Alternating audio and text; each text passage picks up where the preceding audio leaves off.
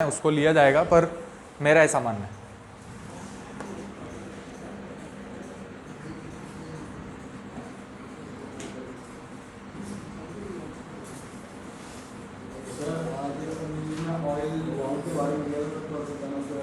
क्या चीज़? Oil bond अभी देखते हैं, कहाँ है न्यूज़पेपर? तो मैंने भी नहीं देखा है ना, अभी देखते हैं, आप रखो, जाने जब ख़त्म करेंगे उससे पहले देखेंगे। कल हमने जो क्लास पढ़ी थी, जो नए बच्चे आए थे उनको कुछ दिक्कत है कि कल की क्लास में ये चीज़ समझ नहीं आई, या तेज़ पढ़ाया या कोई भी चीज़, क्योंकि वो पुरानी क्लास थी तो मैंने थोड़ा तेज़ पढ़ाया था। अगर आपको ऐसा लग रहा है कि कोई चीज़ आपको समझ नहीं आई तो आप बोलो, मैं यहाँ आपको बताऊँगा।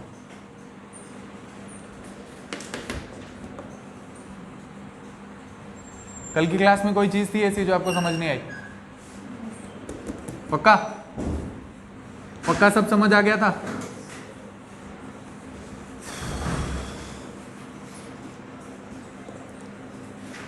आप सबको समझ आ गया था? आपको आ गया था समझ? आपको भी आ गया था? आपको भी आ गया था? और कौन नहीं आया था? आपको भी आ गया था ना? आप नए हो है ना? अच्छा, पहले भी आते थे, कल नहीं आए थे ना? हाँ, वही कल नहीं आए थे ना इस क्लास में। तो कल हमने कहाँ तक देखा था? हम ये बात कर रहे थे कि हम बैंक की बात कर रहे थे, है ना? बैंकिंग हमने स्टार्ट किया था, हमने बैंकिंग स्टार्ट किया था, और उसमें हम ये बात कर रहे थे कि आज़ादी के बाद, after independence evolution of banking in India.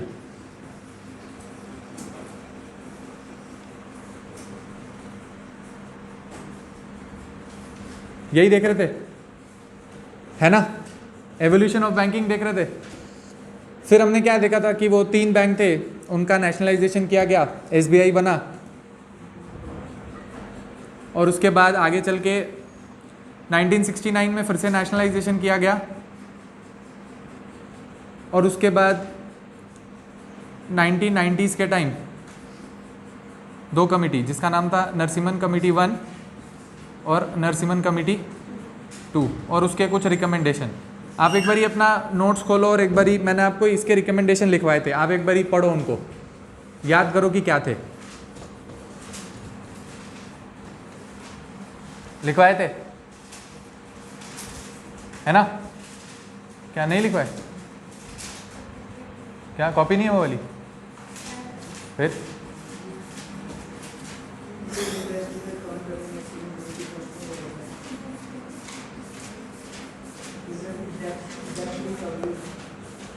मैंने कल भी आपको बताए थे, है ना?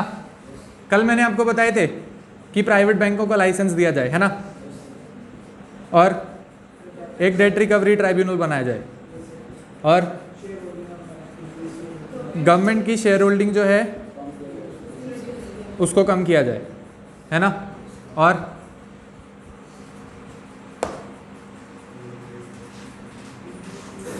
क्या चीज़? अरे जो मैंने लिखवाया था वो पढ़ो ना।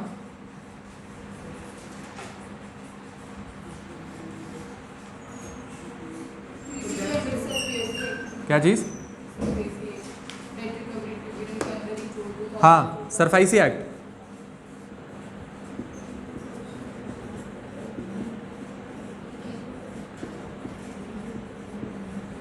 ठीक है, और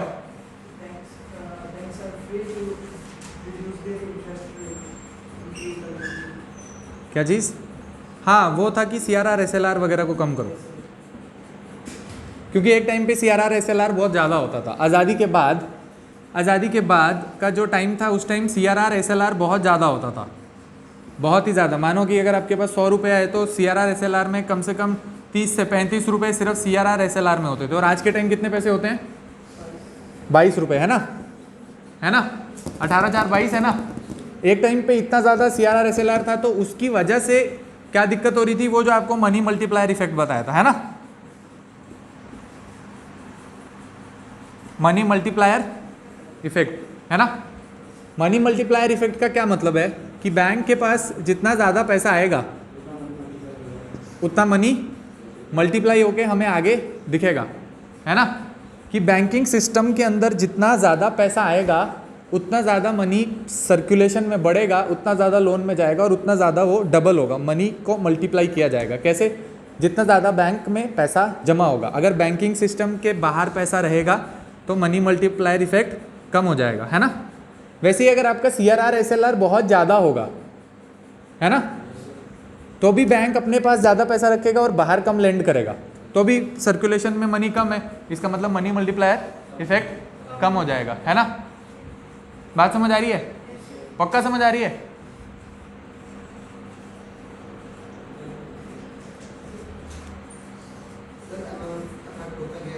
हाँ, तो आप मेरे से पूछो ना, आप इधर आप घबराए मत करो भाई, मेरे को आप बोलो कि सर हमें नहीं समझ आया, आप आगे आगे पीछे एक दूसरे से मत बोलो, उनको नहीं पता चलेगा, उनसे कैसे समझ आएगा आपको जब वही मेरे से समझ रहे हैं। आप बात समझो ना, अगर वो भी तो मेरे से ही समझ रहे हैं तो आपको आपके बगल वाला कैसे ज़्यादा अच्छे से बता देगा। आप देखो कि ये एक बैंक है, उसमें आप पैसे जमा कराते हो, मैंने 100 रुपये जमा कराए, किसी ने 100 रुपये जमा कराए, यहाँ पे किसी ने 100 रुपये जमा कराए, और यहाँ पे मानो कि 200 रुपये आगे लेंड कर दिए गए हैं, ठीक है। तो अभी यहाँ पे हमारे तीनों के खातों में तो 100 रुपया दिखता है ना, समझ रहे हो। आपको अपने खाते में दिखता है कि आपके खाते में 100 रुपया है, लेकिन एक्चुअल में आपके पैसे आगे तो लेंड कर दिए गए हैं, है ना। मतलब आप पैसा बैंक में जमा कराते हो, आपके अकाउंट में दिखाता है कि आपके पास 4,000 5,000 या जितने भी इतने लाख करोड़ रुपए हैं, लेकिन बैंक तो पैसा अपने पास नहीं रख रहा है ना, वो तो आगे लेंड कर रहा है ना, तो इसीलिए वो एट अ टाइम आपके बैंक में भी शो हो रहा है और जिसने लिया है उसके बैंक में भी शो हो रहा है। बात समझ आ रही है ना। तो वो आपके बैंक में भी शो हो रहा है, जिसने लिया है लोन उसके बैंक में भी शो हो रहा है। अब वो वही बात है कि अब एट अ टाइम क्योंकि सारे पैसे लेने नहीं आते हैं, इसीलिए ये काम चलता है। वही कि बैंक रन की सिचुएशन से हमें बचना है, तो इसीलिए हम CRR SLR लेते हैं कि अचानक से ये सारे आए तो कुछ पैसा वहाँ से तोड़ के इनको दे सकें, है ना। इसी चीज़ को बोलते हैं मनी मल्टीप्लायर इफेक्ट, कि जितना ज़्यादा यहाँ से पैसा बैंक में आएगा उतना ज़्यादा खातों में वो रिफ्लेक्ट होगा और उतना ही ज़्यादा वो मल्टीप्लाई होगा, ठीक है। जितना कम यहाँ से पैसा लोग बैंक में डालेंगे उतना ही कम आगे लेंड होगा, उतना ही मनी मल्टीप्लायर इफेक्ट जो है वो कम हो जाएगा। या फिर जितना CRR SLR आपका ज़्यादा होगा उतना कम पैसा आगे जाएगा और उतना ही मनी मल्टीप्लायर इफेक्ट कम होगा, ठीक है। यहाँ तक बात समझ आ रही है ना। अच्छा ठीक है, इसके बाद जो हमने पढ़ा था वो हमने एक चीज़ पढ़ी थी जिसको बोलते हैं फाइनेंशियल इंक्लूजन, है ना। 5-10 मिनट में ये ख़त्म करेंगे जो लास्ट कल का रह गया था। फाइनेंशियल इंक्लूजन जो हमने पढ़ा था उसका मतलब क्या था। फाइनेंशियल इंक्लूजन का यही मतलब है कि जो मैंने आपको एक MCQ करवाया था जो UPSC के प्रीलिम्स 2020 में आया था, है ना। वो ये आया था कि अगर आपको मनी मल्टीप्लायर इफेक्ट को इंक्रीज करना है तो क्या इनमें से ऑप्शन करेक्ट होना चाहिए, ठीक है। तो वहाँ पे एक ऑप्शन था change in the banking habits of the people, है ना, ठीक है। Change in the banking habits of the people. तो change in the banking habits of the people का मतलब क्या है कि लोग जो हैं वो ज़्यादा से ज़्यादा यहाँ पे पैसा डिपॉजिट कराएं और अपने पास नहीं रखें, ठीक है। कि बैंक जो पैसा है वो बैंक में जाना चाहिए, ठीक है। तो वो मतलब था मनी मल्टीप्लायर इफेक्ट का। और फाइनेंशियल इंक्लूजन का जो मतलब है वो भी यही है। फाइनेंशियल इंक्लूजन का मतलब मैंने आपको बताया था कि एक तो आपका बैंक में खाता होना चाहिए, ठीक है, बैंक अकाउंट। दूसरा आपको लोन मिलना चाहिए वहाँ से, है ना, ठीक है। तीसरा मैंने कहा था कि कुछ इंश्योरेंस होनी चाहिए आपकी, ठीक है ना। यही कहा था ना। फाइनेंशियल इंक्लूजन का मतलब सिर्फ यही नहीं है कि सिर्फ आपका बैंक में खाता है और आप बैंक से कनेक्ट हो गए हो, सिर्फ वो फाइनेंशियल इंक्लूजन नहीं है। फाइनेंशियल इंक्लूजन का मतलब है कि आपका खाता भी खुला है, आप लोन भी ले सकते हो और आपको किसी टाइप की इंश्योरेंस भी मिली है। उसको फुलफिल करने के लिए आपकी स्कीम लाई गई जिसका नाम था जनधन अकाउंट, ठीक है, जनधन योजना 2015, ठीक है। इसमें क्या बोला गया कि भाई आपका बैंक अकाउंट खोला जाएगा, आपको ओवरड्राफ्ट फैसिलिटी मिलेगी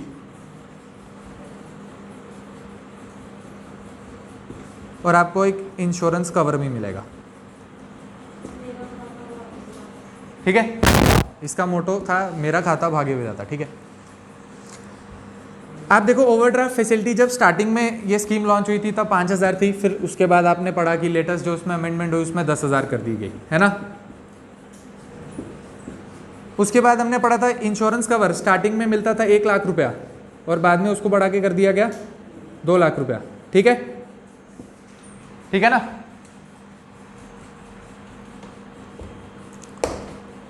फिर आपको एक चीज़ बताई थी कि इसके साथ आपको एक और चीज़ मिलेगी जिसका नाम है रुपए डेबिट कार्ड, है ना। और उसकी क्या खासियत थी कि ये रुपए डेबिट कार्ड को आपको यूज़ करना है कितने 45 डेज में एक बार, है ना। आपको इस रुपए डेबिट कार्ड को 45 डेज में आपको एक बार इसको यूज़ करना है ना। अगर आप 45 डेज में इसको एक बार यूज़ करोगे तभी आपको ये जो इंश्योरेंस है वो आप अवेल कर पाओगे, नहीं तो नहीं मिलेगा। क्यों? क्योंकि आप जब इस कार्ड को यूज़ करोगे तो रुपए जो है वो यहाँ पे आपका पेमेंट गेटवे है। रुपए जो है आपका वो आपका पेमेंट गेटवे है। पेमेंट गेटवे क्या होता है? वो जो मैंने आपको बताया था, आपके कार्ड में यहाँ साइड में लिखा होता है नीचे वीज़ा, मास्टर कार्ड और रुपए, है ना। वो आपके पेमेंट गेटवे हैं जो कि अलग अलग बैंकों से आपको कनेक्ट करते हैं और आपकी ट्रांजैक्शन पॉसिबल होती है। ठीक है, तो मैंने बोला था कि जो ये इंश्योरेंस कवर का प्रीमियम में पैसा जा रहा है वो कौन दे रहा है? रुपए। इसीलिए आपको ये 45 डेज में एक बार ये अपना कार्ड स्वाइप करना है ताकि वो कमीशन का पैसा जो है, प्रीमियम का पैसा जो कि इस इंश्योरेंस कंपनी को देना है, जो आपको इंश्योरेंस प्रोवाइड कर रही है 2 लाख का, उसको प्रीमियम में पैसा भी देना पड़ेगा ना। आप कोई इंश्योरेंस खरीदते हो तो प्रीमियम में पैसा देते हो ना, है ना। आप इंश्योरेंस खरीदते हो तो प्रीमियम में पैसा देते हो, तो यहाँ पे वो प्रीमियम में पैसा कौन दे रहा है? ये रुपए पेमेंट गेटवे, है ना। तो यहाँ पे वो रुपए पेमेंट गेटवे जो है वो आपका प्रीमियम का पैसा देगा, इसीलिए आपको 45 डेज में एक बार उसको स्वाइप करना है। ठीक है, ठीक है ना।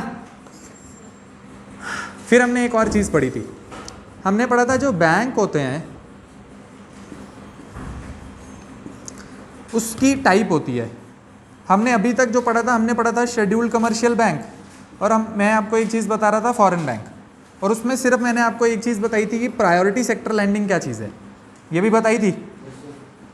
उसके कुछ नॉर्म्स बताए थे और ये बताया था कि अगर ये पैसा अनयूज्ड रह जाए तो ये पैसा कहाँ पे कैसे घूमता है ना। मैंने कहा था आपको कि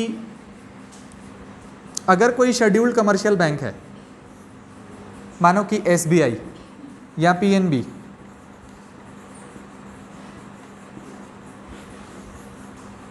ठीक है, मैंने कहा था ये शेड्यूल्ड कमर्शियल बैंक पे एक चीज़ लागू होती है जिसको बोलते हैं 40% क्या PSL नॉर्म्स। ठीक है, 40% आपको जो लोन का पैसा देना है वो एक प्रायोरिटी सेक्टर लैंडिंग में पैसा आपको देना है। ये नहीं है कि आप किसी बड़ी बड़ी कंपनी को पैसा दोगे और आप छोटे गरीब एग्रीकल्चर, MSME या स्मॉल बिजनेसमैन वगैरह उनको आप पैसा नहीं दो, इसीलिए कि उनके पास पैसा पहुँचे। RBI ने ऊपर से गाइडलाइन रखी है जिसको बोलते हैं प्रायोरिटी सेक्टर लैंडिंग, और उसमें 40% आपको जो लोन में पैसा है वो इस PSL में देना है। अब ये PSL में क्या क्या चीज़ें आती हैं अकॉर्डिंग टू गवर्नमेंट, ये चेंज होता रहता है। आप देखोगे अगर उनका मन करेगा कि किसी सेक्टर को स्पेसिफिक अभी हमें ज़रूरत है, उसको पैसा देना चाहिए, तो उसको इस लिस्ट के अंदर इंक्लूड किया जाता है। ठीक है, जैसे सरकार को लगेगा कि अभी कोविड के टाइम पे MSME के पास पैसा नहीं है, ठीक है, या फिर हमें एजुकेशन सेक्टर में पैसा देना चाहिए या हेल्थ सेक्टर में हमें पैसा देना चाहिए, ठीक है, तो उसको इस प्रायोरिटी सेक्टर लैंडिंग की लिस्ट में इंक्लूड किया जाएगा ताकि वो ये 40% लोन का फ़ायदा उठा सकें। ठीक है, कोई डाउट?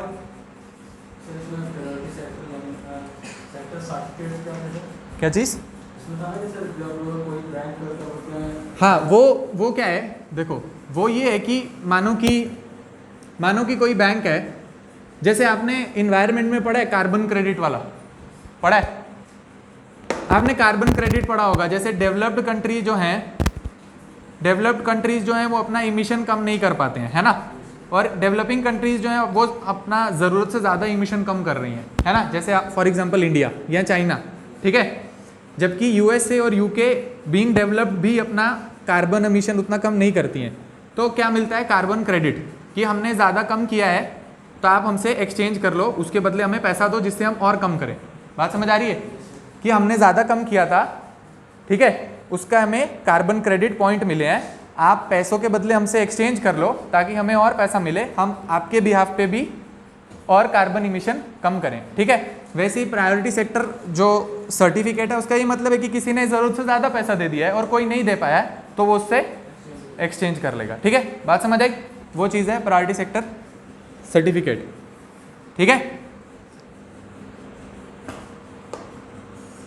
यहाँ तक आपको समझ आ रहा है कि नहीं? पहले एक बार ही देखो। मुझे ऐसा लगता है कि मैं थोड़ा तेज़ पढ़ाता हूँ, तो आप एक बार ही देख लो कि आपको समझ आ रहा है कि नहीं।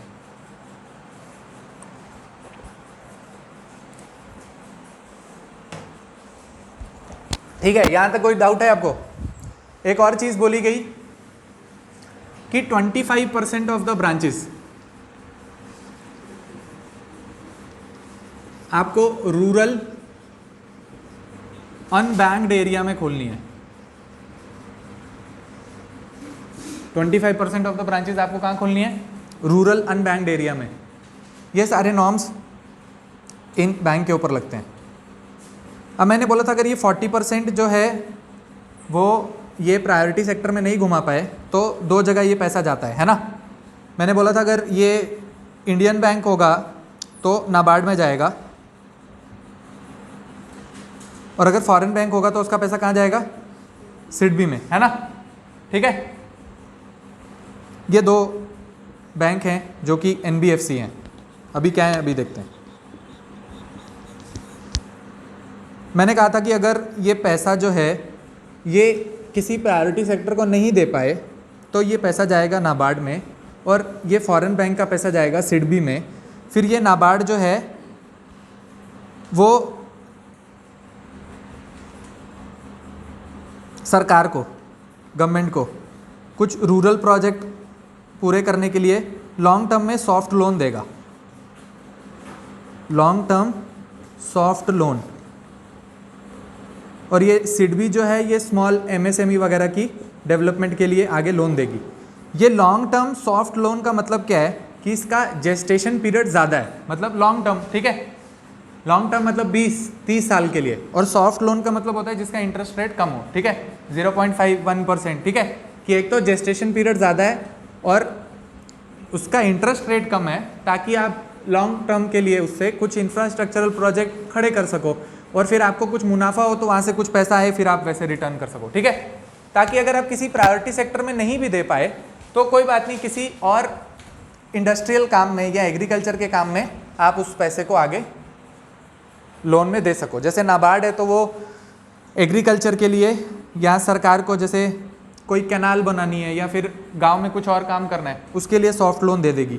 ये सिडबी के पास पैसा आ गया तो वो नीचे किसी एमएसएमई या कोई स्मॉल मीडियम इंटरप्राइज जो होगा उसको कुछ सॉफ्ट लोन दे देगी, ठीक है, ताकि उनका ये कोटा पूरा हो जाए। जैसे कैसे करके ये ऊपर से नॉर्म बनाए गए हैं आरबीआई के द्वारा, ठीक है, ठीक है।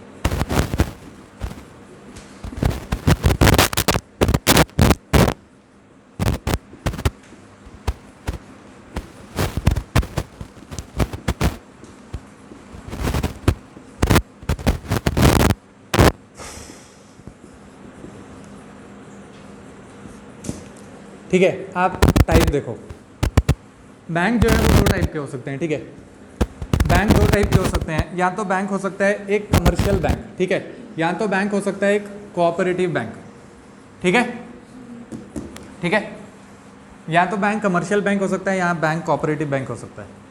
कमर्शियल बैंक का मतलब क्या है कि फॉर प्रॉफिट पर्पस इस बैंक का काम ही है मुनाफा कमाना, ठीक है, और cooperative bank no profit no loss,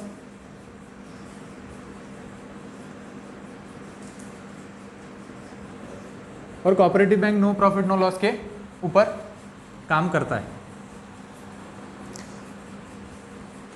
आप देखो इस कमर्शियल बैंक के बीच में सबसे पहला आपका बैंक है जिसका नाम है शेड्यूल्ड कमर्शियल बैंक, दूसरा बैंक जो है जिसका नाम है फॉरेन बैंक, तीसरा बैंक है जिसका नाम है रीजनल रूरल बैंक, और लास्ट बैंक है जिसका नाम है स्मॉल बैंक या स्मॉल फाइनेंस बैंक।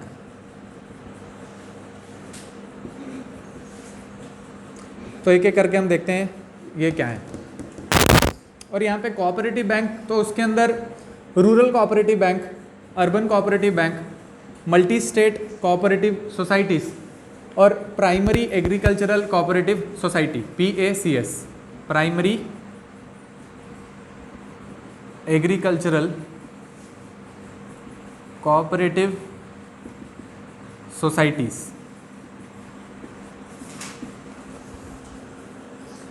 ठीक है, ठीक है। फिर एक और तीसरी चीज़ होती है जिसको आप बोलते हो NBFC, मान लो, जो कि बैंक नहीं है, नॉन बैंकिंग फाइनेंशियल कंपनी, ठीक है, NBFC, और जिसके अंदर आपके तीन इंपॉर्टेंट चीज़ें आती हैं, एक है नाबार्ड, एक है सिडबी, एक है NHB और एक है एग्जिम बैंक,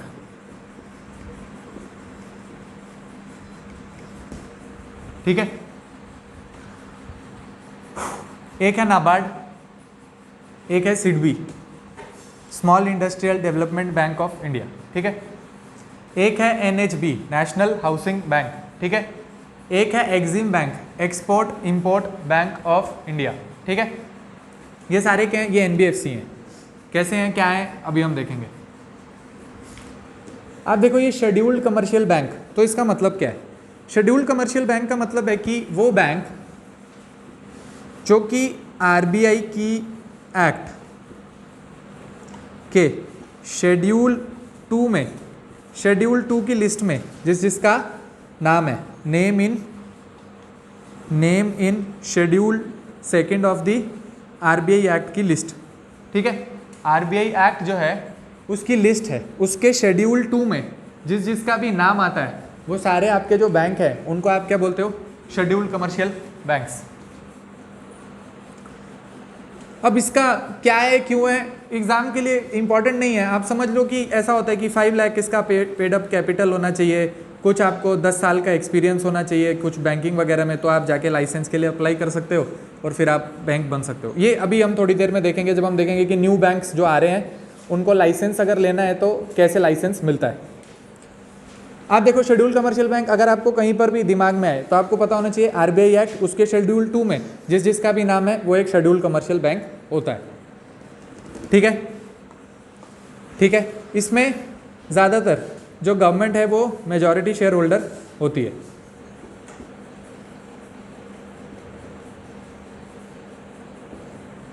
ठीक है। Government is majority share holder in scheduled commercial banks. और इस शेड्यूल कमर्शियल बैंक से आपको और क्या याद आ रहा है? आपको एक और चीज़ याद आ रही है। कल जब मैं आपको पढ़ा रहा था तो मैंने आपको बोला था कि वो MSF वाली जो विंडो है ना, वो किसके लिए खुली हुई है? शेड्यूल कमर्शियल बैंक्स के लिए, है ना। अगर कोई और आना चाहे, मानो ये फॉरेन बैंक या ये स्मॉल फाइनेंस बैंक, और ये बोले कि हमें MSF से थोड़ा पैसा इस विंडो से उठाना है, शॉर्ट टर्म लोन के लिए हमें पैसा चाहिए, आप हमें ये MSF वाली विंडो से पैसा दो, तो नहीं मिलेगा ना, नहीं मिलेगा ना। किसको मिलेगा? सिर्फ शेड्यूल कमर्शियल बैंक को, ठीक है। तो ये खासियत है, ये इतना इंपॉर्टेंट पॉइंट है कि आपको बार बार घूम के कहीं ना कहीं आएगा, ठीक है। या प्रीलिम्स में आएगा, किसी MCQ में, या फिर मेंस में, कहीं ना कहीं आपको घूम फिर के ये पॉइंट आएगा और आपको ध्यान में रखना है, ठीक है। शेड्यूल्ड कमर्शियल बैंक को एमएसएफ से पैसा मिलता है, ये आपको दिमाग में रख लो, सबसे इंपॉर्टेंट चीज़ यही है। अभी एमएसएफ में और क्या चीज़ आपको बताई थी कि यहाँ पे आप कौन सी सिक्योरिटी यूज़ कर सकते थे? गवर्नमेंट तो दोनों ही होती हैं, एसएलआर कोटा वाली सिक्योरिटी, है ना? ठीक है, एमएसएफ में आप एसएलआर कोटा वाली सिक्योरिटी यूज़ कर सकते थे, इसीलिए इसका इंटरेस्ट रेट ज़्यादा था। किससे? As compared to repo rate, है ना? चलो आगे बात समझ। आप देखो ये फॉरेन बैंक, फॉरेन बैंक मतलब कि बाहर का कोई बैंक जिसकी इंडिया में कोई सब्सिडरी हो, ठीक है? जैसे आप देखो ये अमेरिकन एक्सप्रेस है ना, अमेरिकन एक्सप्रेस बैंक है। ऐसे कोई बाहर के फॉरेन बैंक जिसकी इंडिया में सब्सिडरी ब्रांचेस हों, उनको आप बोलोगे कि ये फॉरेन बैंक्स हैं। आप देखो ये क्लासिफिकेशन ना प्रीलिम्स के पॉइंट ऑफ व्यू से इंपॉर्टेंट है, ना आपको इसमें से मेंस में से कोई सवाल आना है, ठीक है? आपको समझना क्या है, जो इसके बाद आपको समझाया जाएगा कि इसकी कंट्रोल कैसे हो रहा है और बैंक में क्या दिक्कत आ रही है और आरबीआई उसके लिए क्या कदम ले रही है, ठीक है? ये क्लासिफिकेशन तो बस आपको ऐसे ही पता होना चाहिए अपने दिमाग में कि हाँ ठीक है, शेड्यूल्ड कमर्शियल बैंक यहाँ पे आता है, रीजनल रूरल बैंक यहाँ पे आता है, स्मॉल फाइनेंस बैंक यहाँ आता है और ये यहाँ, ठीक है? ठीक है, अब देखो ये तीसरी चीज़ है जिसको बोलते हैं रीजनल रूरल बैंक। तो ये आरआरबी में ऐसी क्या खास बात है? आरआरबी में ये खास बात है कि ये 3 चीज़ों से मिलकर बना है, एक सेंटर, एक स्टेट और एक स्पॉन्सर बैंक, ठीक है? सेंटर, स्टेट और स्पॉन्सर बैंक। सेंटर का इसमें 50% हिस्सा है, स्पॉन्सर बैंक का इसमें 35% हिस्सा है और स्टेट का इसमें 15% हिस्सा है, ठीक है? ठीक है, ये बैंक को अगर खड़ा किया है तो किसने खड़ा किया है? स्टेट ने 50%, स्टेट ने 15%, सेंटर ने 50% और कोई एक स्पॉन्सर बैंक होगा जिसने 35% इसमें पैसा डाला है, ठीक है? जैसे आप कोई ऐसे एटीएम कार्ड देखोगे ना, उसमें नीचे लिखा होगा सो एंड सो बैंक और उसका ऊपर एक स्पॉन्सर बैंक होगा, मानो कि जैसे एसबीआई होगा या फिर जे&के बैंक होगा, है ना? जैसे आपका जम्मू कश्मीर एक ग्रामीण बैंक है ना, वैसे होता है कि वो जम्मू कश्मीर मेन बैंक है और वो ग्रामीण जो है उसका वो रीजनल रूरल ब्रांच है, ठीक है? ठीक है, वो आरआरबी होता है, ठीक है? तो वैसे ही एक स्पॉन्सर बैंक होगा जो ऊपर से उसे कंट्रोल करेगा, स्टेट कुछ पैसे डालेगा, सेंटर कुछ पैसे डालेगा, ये आरआरबी की खासियत होती है, ठीक है? और आरआरबी की क्या खासियत है? एक आपको बोला था वो सीआरआर एसएलआर, तो ये क्या सीआरआर एसएलआर ये आरआरबी को मेंटेन करना पड़ेगा? बिल्कुल करना पड़ेगा, सीआरआर एसएलआर तो मेंटेन करना है। हाँ, सीआरआर एसएलआर मेंटेन करना है, लेकिन वो प्रायोरिटी सेक्टर लेंडिंग वाले नॉर्म इस पे नहीं अप्लाई होंगे, है ना? ठीक है, सीआरआर एसएलआर तो आरआरबी को भी मेंटेन करना है, ठीक है? जो सीआरआर और एसएलआर है आपका 4% और 18% वाला, वो क्या रीजनल रूरल बैंक को मेंटेन करना है तो करना है, ठीक है? पर क्या वो प्रायोरिटी सेक्टर वाले लेंडिंग जो 40% होता है वो अप्लाई होगा इस पे? तो वो नहीं होगा। क्यों? क्योंकि ये तो पहले ही रीजनल रूरल बैंक है, इसका काम है गरीबों को ही लोन पे पैसा देना, ठीक है? तो इस पे वो चीज़ क्यों ही अप्लाई होगी जब अब ये मेजॉरिटी चीज़ जो है वो रूरल एरिया में एग्रीकल्चर को ही दे रहा है, ठीक है? ठीक है, तो ये आपको चीज़ पता चली किसके बारे में? रीजनल रूरल बैंक के बारे में। तो फिर ये स्मॉल फाइनेंस बैंक क्या चीज़ है? स्मॉल फाइनेंस बैंक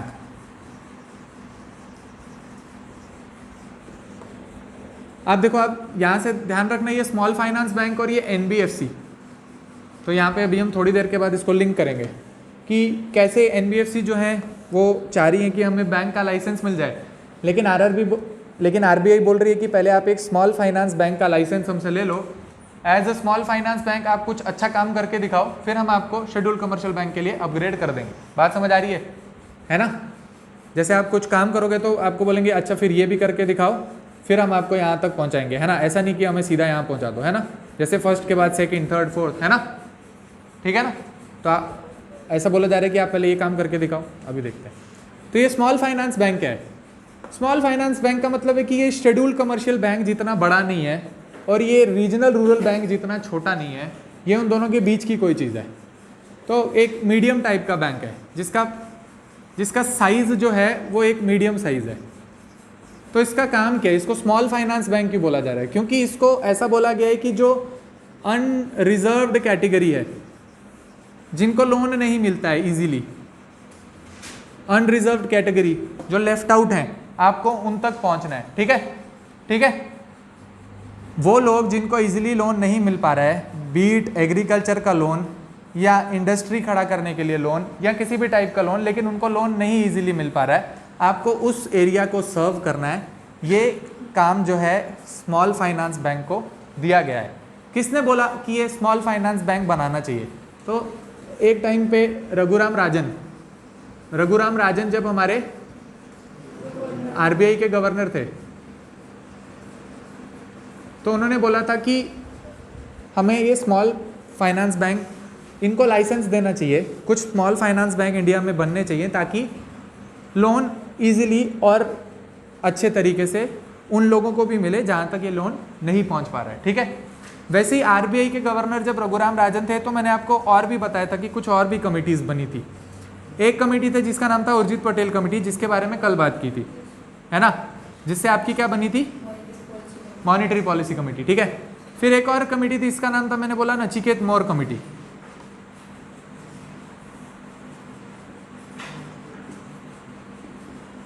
क्या नाम है? नचिकेत मोर कमेटी। ठीक है। ये नचिकेत मोर कौन है? आरबीआई के डिप्टी गवर्नर। ठीक है। जब मैंने आपको एमपीसी करवाया तो मैंने बोला कि जो आरबीआई की तरफ से 3 मेंबर हैं, उसमें एक आरबीआई का गवर्नर रहता है और नीचे 2 डिप्टी गवर्नर रहते हैं, है ना, बताया था कल। वैसे ही ये एक डिप्टी गवर्नर है आरबीआई के, जिनका नाम है नचिकेत मोर। इन्होंने एक कमेटी बनाई जिसका नाम था फाइनेंशियल इंक्लूजन, है ना। फाइनेंशियल इंक्लूजन कैसे किया जाए उसके लिए कमेटी। तो फाइनेंशियल इंक्लूजन कैसे किया जा सकता है? बैंकों को आप और लाइसेंस दो, इधर से उधर एनबीएफसी को और लाइसेंस दो, है ना। ज़्यादा बैंक होंगे, ज़्यादा पैसा देंगे, ज़्यादा लोग जो हैं बैंकिंग सिस्टम के अंदर आएंगे। तो एक कमेटी जिसका नाम है नचिकेत मोर कमेटी।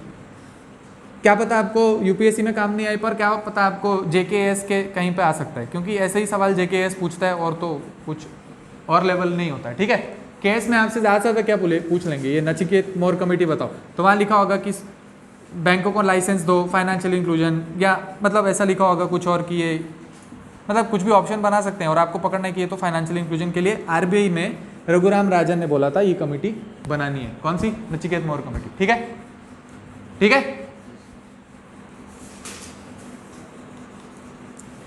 और ये स्मॉल फाइनेंस बैंक पे क्या है भाई, इसको ऐसा बोला गया कि 75% पैसा जो है तुमको प्रायोरिटी सेक्टर लैंडिंग में देना है।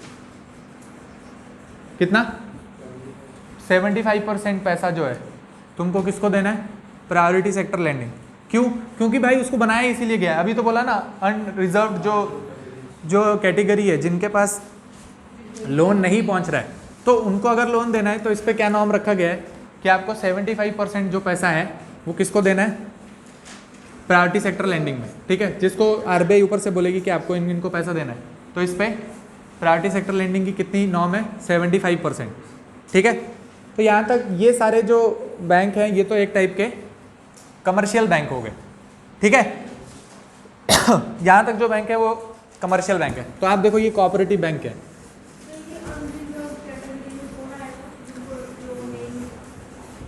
हाँ वही तो बताया मैंने आपको, स्मॉल एग्रीकल्चर, लैंडलेस लेबर, कोई अपना कारखाना स्टार्ट करना चाहता है, कोई कुछ भी काम करना चाहता है, कोई सेल्फ हेल्प ग्रुप, है ना। गांव में अगर औरतें मिलके सेल्फ हेल्प ग्रुप बनाती है ना, जैसे लिज्जत पापड़ आपने सुना होगा,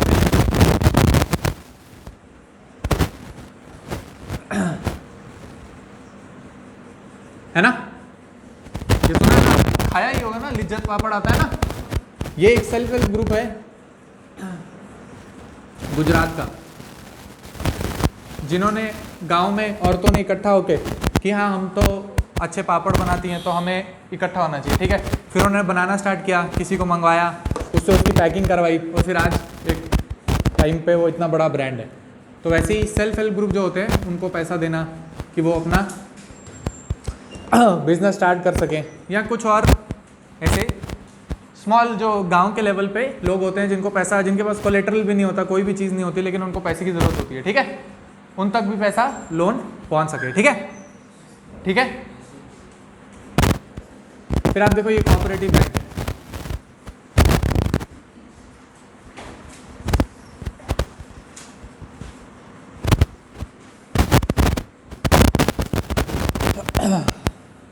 आप देखो कोऑपरेटिव बैंक में एक तो होगा रूरल कोऑपरेटिव बैंक, एक होगा अर्बन कोऑपरेटिव बैंक, एक होगा मल्टी स्टेट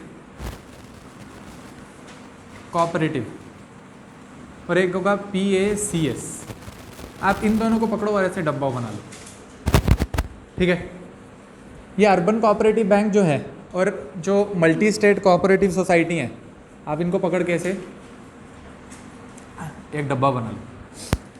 आप देखो रूरल कोऑपरेटिव बैंक, तो क्या ये on the basis of geography है ना, ज्योग्राफी के बेसिस पे इनको डिवाइड किया गया। ठीक है, कि रूरल एरिया में है तो उसको हम बोलेंगे रूरल कोऑपरेटिव बैंक, अगर अर्बन एरिया में है तो हम बोलेंगे अर्बन कोऑपरेटिव बैंक, अगर एक से ज़्यादा स्टेट्स में है तो हम बोलेंगे multi state cooperative bank, multi state cooperative society, या फिर प्राइमरी एग्रीकल्चरल कोऑपरेटिव सोसाइटी। इनका काम है कि एग्रीकल्चर में ही ज़्यादा से ज़्यादा पैसा देना है ना। ये कोऑपरेटिव बैंक तो रूरल एरिया में है लेकिन किसी को भी पैसा दे सकता है ना, लेकिन ये PACS का मतलब ही होता है कि हमें एग्रीकल्चर में ही ज़्यादा लोन देना है। ठीक है, जो प्राइमरी एग्रीकल्चरल कोऑपरेटिव सोसाइटी है वो उन्हीं लोगों ने मिलकर बनाई है जो चाह रहे हैं कि हमें एग्रीकल्चर को ज़्यादा पैसा दें। ठीक है, अब ये कोऑपरेटिव बैंक है, इसका मतलब क्या है कि ऐसा हुआ होगा कि कुछ लोग आपस में आए होंगे और इन्होंने एक कोऑपरेटिव सोसाइटी बनाई, फिर इन्होंने RBI के पास जाके बोला कि हमें बैंक का लाइसेंस दो, तो ये कोऑपरेटिव बैंक एक एक्ट पास किया गया जिसके अंडर आपको ये कोई कोऑपरेटिव सोसाइटी अगर है और उसको बैंक का लाइसेंस चाहिए, अंडर उसको एक कोऑपरेटिव बैंक बनना है तो RBI उसको लाइसेंस देती है और फिर वो एक कोऑपरेटिव बैंक बनता है। ठीक है, ठीक है। ऐसे मिलके तो बहुत सारे लोग आपस में आ सकते हैं और बोल सकते हैं हमें बैंक बनना है, लेकिन ऐसे तो बैंक नहीं बन सकते ना, आपको RBI के पास जाके लाइसेंस लेना पड़ेगा ना कि हमें कोऑपरेटिव बैंक बनना है ना। तो फिर RBI एक एक्ट बनाया गया cooperative society act, cooperative bank act, और उसके अंडर RBI जो है आपको लाइसेंस प्रोवाइड करती है अगर आपको एक कोऑपरेटिव बैंक बनना है तो। ठीक है, अब देखो ऐसा ज़रूरी नहीं है कि ये रूरल कोऑपरेटिव बैंक है तो ये अर्बन एरिया में जाके अपना ब्रांच नहीं खोल सकती। ठीक है, वो इसलिए बनाया गया कि हाँ पहली ब्रांच जब खोली होगी तो क्या पता वो रूरल एरिया में खोली होगी। ठीक है, ठीक है। ऐसा हो सकता है कि कोई रूरल कोऑपरेटिव बैंक हो लेकिन उसकी ब्रांच जो है वो अर्बन एरिया में भी हो, या ऐसा भी हो सकता है कि कोई अर्बन कोऑपरेटिव बैंक हो लेकिन उसकी कोई एक आध ब्रांच रूरल एरिया में भी हो। ठीक है, लेकिन जब वो बनाया गया था तब उस टाइम सबसे पहले कहाँ बनाया गया था, क्या सोच के बनाया गया था, उस हिसाब से उसका नाम दिया गया। ठीक है, ठीक है, ठीक है। क्या कि एक रूरल कोऑपरेटिव बैंक है, फिर जो अर्बन एरियाज़ में होगा उसको आप बोलोगे अर्बन कोऑपरेटिव बैंक। अब ज़्यादा स्टेट्स में होगा तो आप बोलोगे multi state cooperative bank, multi state cooperative bank. तो ठीक है, मोटा मोटा आपको ये समझ आया कि एक कमर्शियल बैंक है और एक कोऑपरेटिव बैंक है। कमर्शियल बैंक के कुछ टाइप हैं और कोऑपरेटिव बैंक के भी कुछ टाइप हैं। कोऑपरेटिव बैंक में रूरल है, अर्बन है, मल्टी स्टेट है। तो फिर इसमें क्या चीज़ की गड़बड़ी है और हम ये टॉपिक क्यों पढ़ रहे हैं, मतलब ये टॉपिक अभी के लिए, करंट के लिए क्यों इंपॉर्टेंट है। करंट अफेयर के पॉइंट से ये कोऑपरेटिव बैंक का टॉपिक जो है वो बहुत इंपॉर्टेंट है। क्यों इंपॉर्टेंट है, आप देखो RBI जो है वो कमर्शियल बैंक्स को सिंगल ही रेगुलेट करती है।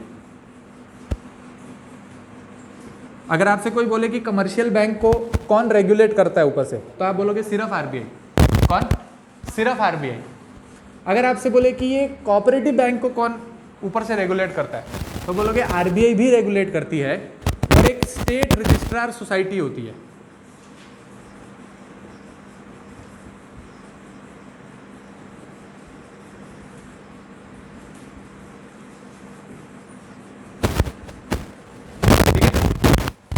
ठीक है, RBI भी रेगुलेट करती है और ऊपर से एक स्टेट रजिस्ट्रार सोसाइटी भी होती है, उसका भी कंट्रोल होता है। ठीक है, तो कोऑपरेटिव बैंक में क्या था, डुअल कंट्रोल।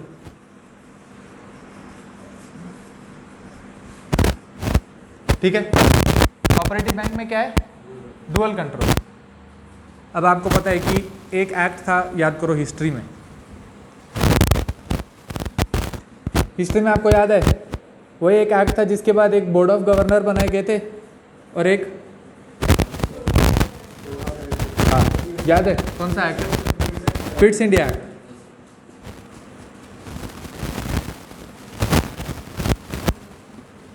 क्या है 1784 है ना, 1784। तो उसमें क्या हुआ था, दो चीज़ें बनाई गई थी है ना। हाँ, तो जब भी दो चीज़ें बनाई जाती हैं तो फिर काम नहीं अच्छे से चलता है ना। आपने देखा ना ये चीज़ है ना, कॉन्फ्लिक्ट होता है ना। अगर एक किसी चीज़ को दो बंदे कंट्रोल कर रहे होंगे तो काम अच्छे से नहीं होता है। वैसे ही क्या हो रहा था, ये मैंने क्यों बताया, ताकि आपको ऐसा रिलेट हो जाए है ना। आप कभी याद करो तो आपको याद आ जाए कि हाँ कोऑपरेटिव सोसाइटी, उसमें डुअल कंट्रोल कैसे, हमें याद आया कि है ना, गेम बनानी पड़ती है ना आपको याद रहे। तो डुअल कंट्रोल है, उससे फ़र्क क्या पड़ रहा था, आपने देखा कि 2020 में 2019-20 एक ये पीएमसी कोऑपरेटिव बैंक था, Punjab and Maharashtra cooperative bank. कहाँ पे था, मुंबई में। वो बैंक करप्ट हो गया, डूब गया पूरा। क्या नाम था उस बैंक का, PMC bank, Punjab and Maharashtra cooperative bank. कौन सी कैटेगरी में आएगा, मल्टी स्टेट कोऑपरेटिव बैंक है ना। ठीक है, ठीक है। एक तो उसका नाम है पंजाब, दूसरा महाराष्ट्र, फिर कोऑपरेटिव भी है, तो मतलब मल्टी स्टेट में है और एक कोऑपरेटिव बैंक है। ठीक है, ठीक बात है। PMC bank. अब जब ये पीएमसी बैंक का घोटाला हुआ, आप देखो कुछ ना कुछ पिछले कुछ सालों में हो ही रहा है, इसीलिए बैंकों के मर्जर किए जा रहे हैं। आपने देखा होगा कि वो जो भी विजय माल्या वाला स्कैम हुआ, या फिर नीरव मोदी वाला स्कैम हुआ, या जो चौकसी वाला स्कैम हुआ, जितने भी स्कैम हो रहे हैं, उसके बाद बैंकों का पकड़ के मर्जर किया जा रहा है, उनकी बैलेंस शीट चेक की जा रही है और बहुत सारी चीज़ें की जा रही हैं, जो कि डायरेक्ट एक्शन के अंडर, वो प्रॉम्प्ट करेक्टिव एक्शन के अंडर आता है ना। वैसे ही अगर कोऑपरेटिव सोसाइटी में कुछ ये हो रहा है तो इनको पकड़ के कैसे आप मर्जर कर सकते हो या बंद करवा सकते हो या कोई भी डायरेक्ट एक्शन ले सकते हो, जबकि इसका कंट्रोल जो है वो तो स्टेट के पास भी है ना, डुअल कंट्रोल है। तो आप देखो, हाँ स्टेट गवर्नमेंट, ये जिस भी स्टेट के अंदर होगी वहाँ की स्टेट गवर्नमेंट जो होती है वो उसको रेगुलेट करती है। ठीक है, तो आप देखो इसको अगर आपको हटाना था तो इसमें क्या कर सकते थे, एक अमेंडमेंट की जा सकती थी कि अब इसका कोई कंट्रोल नहीं है, अब आरबीआई इसको देखेगी। ठीक है, तो ये वाला ऑर्डिनेंस लाया गया सबसे पहले। ऑर्डिनेंस कब लाया गया, 2020 में। ठीक है, कोऑपरेटिव बैंक का ऑर्डिनेंस लाया गया और उससे क्या किया गया कि अब से कोई डुअल कंट्रोल नहीं है। आरबीआई जो है वो सिंगल हेडेडली कंट्रोल करेगी, लेकिन किस किस को, सिर्फ अर्बन और मल्टी स्टेट कोऑपरेटिव, जो डब्बे के अंदर बंद करवाया। ठीक है, किसको, अर्बन और मल्टी स्टेट कोऑपरेटिव बैंक को। अभी आपसे एमसीक्यू में वो पूछेंगे कि the control of rural cooperative bank has come under RBI, तो आप जल्दी जल्दी में उधर पढ़ोगे नहीं, आपको लगेगा हाँ कुछ तो चेंज हुआ था, बस टिक मार के आ जाओगे, बस यही होगा है ना। कुछ रॉकेट साइंस नहीं पूछते हैं एग्जाम में, ऐसा ही पूछते हैं। ठीक है, तो आपको क्या पता करना है कि भाई कंट्रोल चेंज हुआ है, लेकिन किसका, अर्बन और मल्टी स्टेट कोऑपरेटिव सोसाइटी का। और एक ऑर्डिनेंस लाया गया जिसके बाद अब कंट्रोल जो है वो किसके पास है, आरबीआई के पास। यहाँ तक आप देखो आपको समझ आया कि नहीं, फिर मैं आपको कुछ और बताऊंगा। यहाँ तक आप देखो आपको समझ आया। और ऐसा क्यों हुआ, क्योंकि आप देखो आपसे क्या पता इसमें से कोई एक प्रीलिम्स में क्वेश्चन आ सकता है, और प्रीलिम्स में क्या क्वेश्चन आ सकता है वो यही है कि कंट्रोल किस किस का आरबीआई के पास गया। यहाँ आपसे पूछ सकते हैं कि जैसे आपको बैंकिंग का एवोल्यूशन बताया जा रहा है, वैसे एवोल्यूशन ऑफ कोऑपरेटिव बैंक या सोसाइटी इन इंडिया, जैसे आपसे कल जब मैंने डिस्कस किया था कि सुप्रीम कोर्ट की लेटेस्ट जजमेंट के बाद क्रिप्टो करेंसी का क्या है। ठीक है, वैसे ही आपसे पूछ सकते हैं कि ऐसा क्या हुआ था कि जिसके बाद कोऑपरेटिव सोसाइटी का जो कंट्रोल है वो आरबीआई को अपने हाथ में लेना पड़ा, और उससे अब क्या फ़ायदा होगा क्या नहीं होगा। तो फ़ायदा क्या होगा आपको पता ही है कि जब आरबीआई डायरेक्ट कंट्रोल करती है तो वो ऊपर से सारे अपने जो भी डायरेक्शंस हैं वो डायरेक्टली अप्लाई करवा सकती है अब, है ना। तो अब यहाँ पे कोई भी एनपीए की समस्या होगी तो अब सीधा आरबीआई इनकी बैलेंस शीट चेक कर सकती है, किस किस को लोन दिया है, कहाँ गया है, और अगर बंद करवाना पड़ा तो बंद करवाएगी, मर्जर करवाना पड़ेगा तो मर्जर करवाएगी, है ना।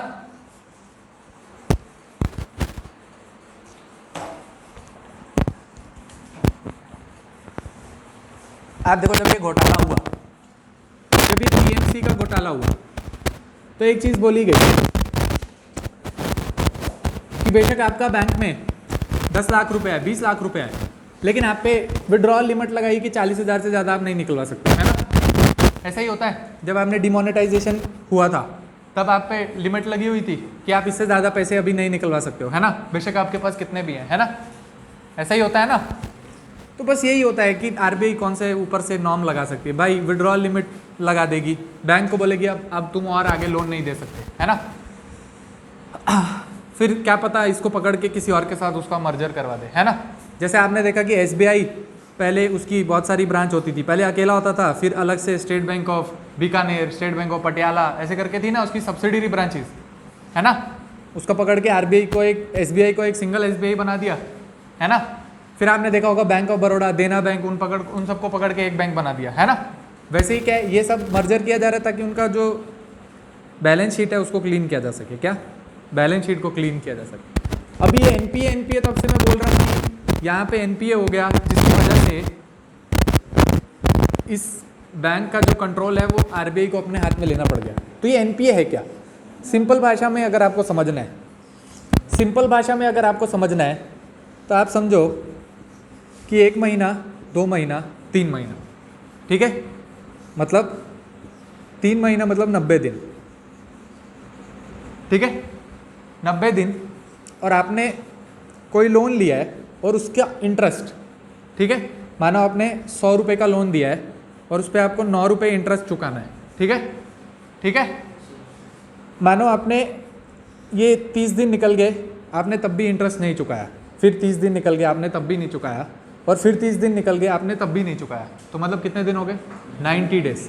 अगर आपने 90 डेज तक उस लोन का इंटरेस्ट भी नहीं चुकाया, प्रिंसिपल तो छोड़ दो, if you are not able to pay the interest, तो आपका वो जो लोन है उसको किस में डाल दिया जाएगा, नॉन परफॉर्मिंग एसेट, ठीक है। ये सिंपल मतलब है एनपीए का, ठीक है। आप कितना भी लंबा कहीं पे भी डेफिनेशन पढ़ लो कि ये वो है, नॉर्मल सिंपल सी भाषा में क्या है ये, ठीक है, कि 90 दिन तक अगर आप किसी लोन का इंटरेस्ट भी नहीं चुका पा रहे हो तो वो 90 दिन के बाद वो लोन जो है वो किस में डाल दिया जाएगा, एनपीए में, ठीक है। यहाँ तक आपको समझ आ गया।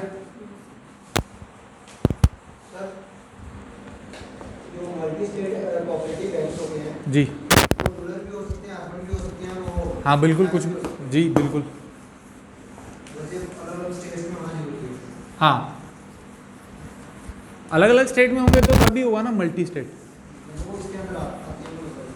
क्या चीज़, हाँ मल्टी स्टेट कोऑपरेटिव बैंक की कहीं पर भी ब्रांच हो सकती है, अर्बन में, रूरल में, लेकिन अलग अलग एरिया में होना चाहिए वो, मतलब अलग अलग सिटी में होने चाहिए, अलग अलग स्टेट में होने चाहिए, तभी वो मल्टी स्टेट कोऑपरेटिव बैंक, ठीक है, ठीक है, मल्टी स्टेट कोऑपरेटिव बैंक। अभी आपको बैंक का क्लासिफिकेशन पता चल गया।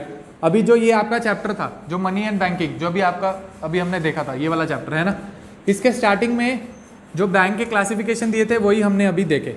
अब कुछ और चीज़ है जो उसमें नहीं दी है, ठीक है, आपको इसको घर पे जाके रीड करना है, आपको इसमें पढ़ना है कि जो भी दिया है कि हाँ ऐसा ऐसा होता है, 2-4 चीज़ें जो इसमें एक्स्ट्रा दी होगी, पर मैं आपको जो चीज़ बता रहा हूँ वो इसमें नहीं दी है क्योंकि वो करंट अफेयर है, ठीक है। तो ये बुक पुरानी है, ठीक है, ये बुक का एडिशन पुराना है, मैं आपको अब बता रहा हूँ जो लेटेस्ट एडिशन, मतलब लेटेस्ट जो करंट अफेयर है इससे रिलेटेड।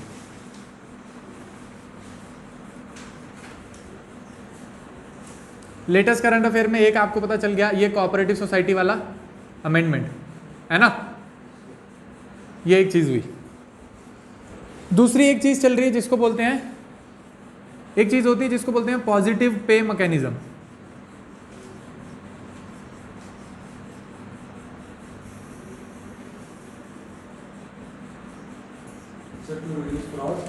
हाँ ये पॉजिटिव पे मैकेनिज्म में एक चीज़ है, ठीक है।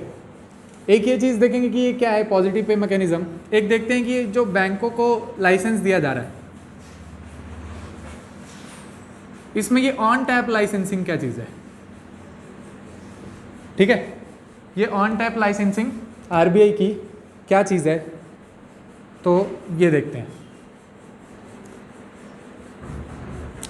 आप देखो, एक चीज़ होती है जिसको बोलते हो आप आरटीजीएस, और एक चीज़ होती है जिसको आप बोलते हो नेफ्ट। ठीक है, कुछ काम का नहीं है, आपसे कोई सवाल नहीं पूछा जाएगा, पर वो एक उसमें एक चीज़ की गई है, आपको बस वो समझनी है। ठीक है, ये क्या है कुछ नहीं है, मतलब ये रियल टाइम ग्रॉस सेटलमेंट है, ये रियल टाइम में हो जाती है, ये थोड़ी देर बाद में होती है, बस ये। ठीक है, क्या है, आपने कभी अपने बैंक अपने स्कूल की फ़ीस दी होगी या फिर कॉलेज की फ़ीस दी होगी, तो आपने नेफ्ट कटाया होगा बैंक से, है ना। आपने एक पर्ची कटवाई होगी, उसको आप बोलते हो नेफ्ट, या आपने कभी पेमेंट की होगी तो आरटीजीएस से तो नहीं की होगी, आपने नेफ्ट कटवाया होगा। ठीक है, तो दो ये क्या है, ये पेमेंट करने का तरीका है ना। ये क्या है, पेमेंट करने का तरीका। आपने किसी को कैश दिया, आपने किसी को चेक दिया, आपने नेफ्ट से पैसा ट्रांसफ़र कर दिया, आपने आरटीजीएस से पैसा ट्रांसफ़र कर दिया, है ना। अभी यहाँ पे दिक्कत क्या है, दिक्कत हो रही है कि जो आप चेक लेकर आ रहे हो, है ना, आप जो चेक लेकर आ रहे हो, असल में क्या होता है कि कोई आपको चेक काट के देता है और उस पर लिखता है कि मैं इस बंदे को इतने पैसे दे रहा हूँ, और नीचे उस पर साइन किया होता है। ठीक है, और आप वो बैंक में जाके चेक को कैश करवाते हो, है ना। आप बैंक में जाके उसको कैश करवाते हो, है ना, और फिर उतने पैसे आपको मिल जाते हैं। ऐसे ही होता है, ऐसे ही होता होगा ना। जैसे मानो मैं इधर पढ़ा रहा हूँ, मुझे सर ने पैसे दे दिए, किस में, चेक में, तो मैं बैंक में जाऊँगा और वो मेरा चेक कैश करेंगे, है ना, और मुझे पैसे मिल जाएंगे मेरे खाते में। अभी क्या हो सकता है, इसमें सिक्योरिटी का इशू है। सिक्योरिटी इशू क्या है, सिक्योरिटी इशू ये है कि मैं यहाँ से लेकर जाऊँ चेक और उसमें साइन भी हो, पर मैं इसमें कुछ मतलब अमाउंट में हेरा फेरी कर दूँ, है ना, है ना, यहाँ पे कुछ एक एक्स्ट्रा जीरो लगा दूँ या कुछ भी, फिर वहाँ पे चला जाए, है ना। मुझे लगे कि सर मुझे पर क्लास कम पैसा दे रहे हैं, तो मैं 2 जीरो और लगा दूँ, है ना। ठीक है,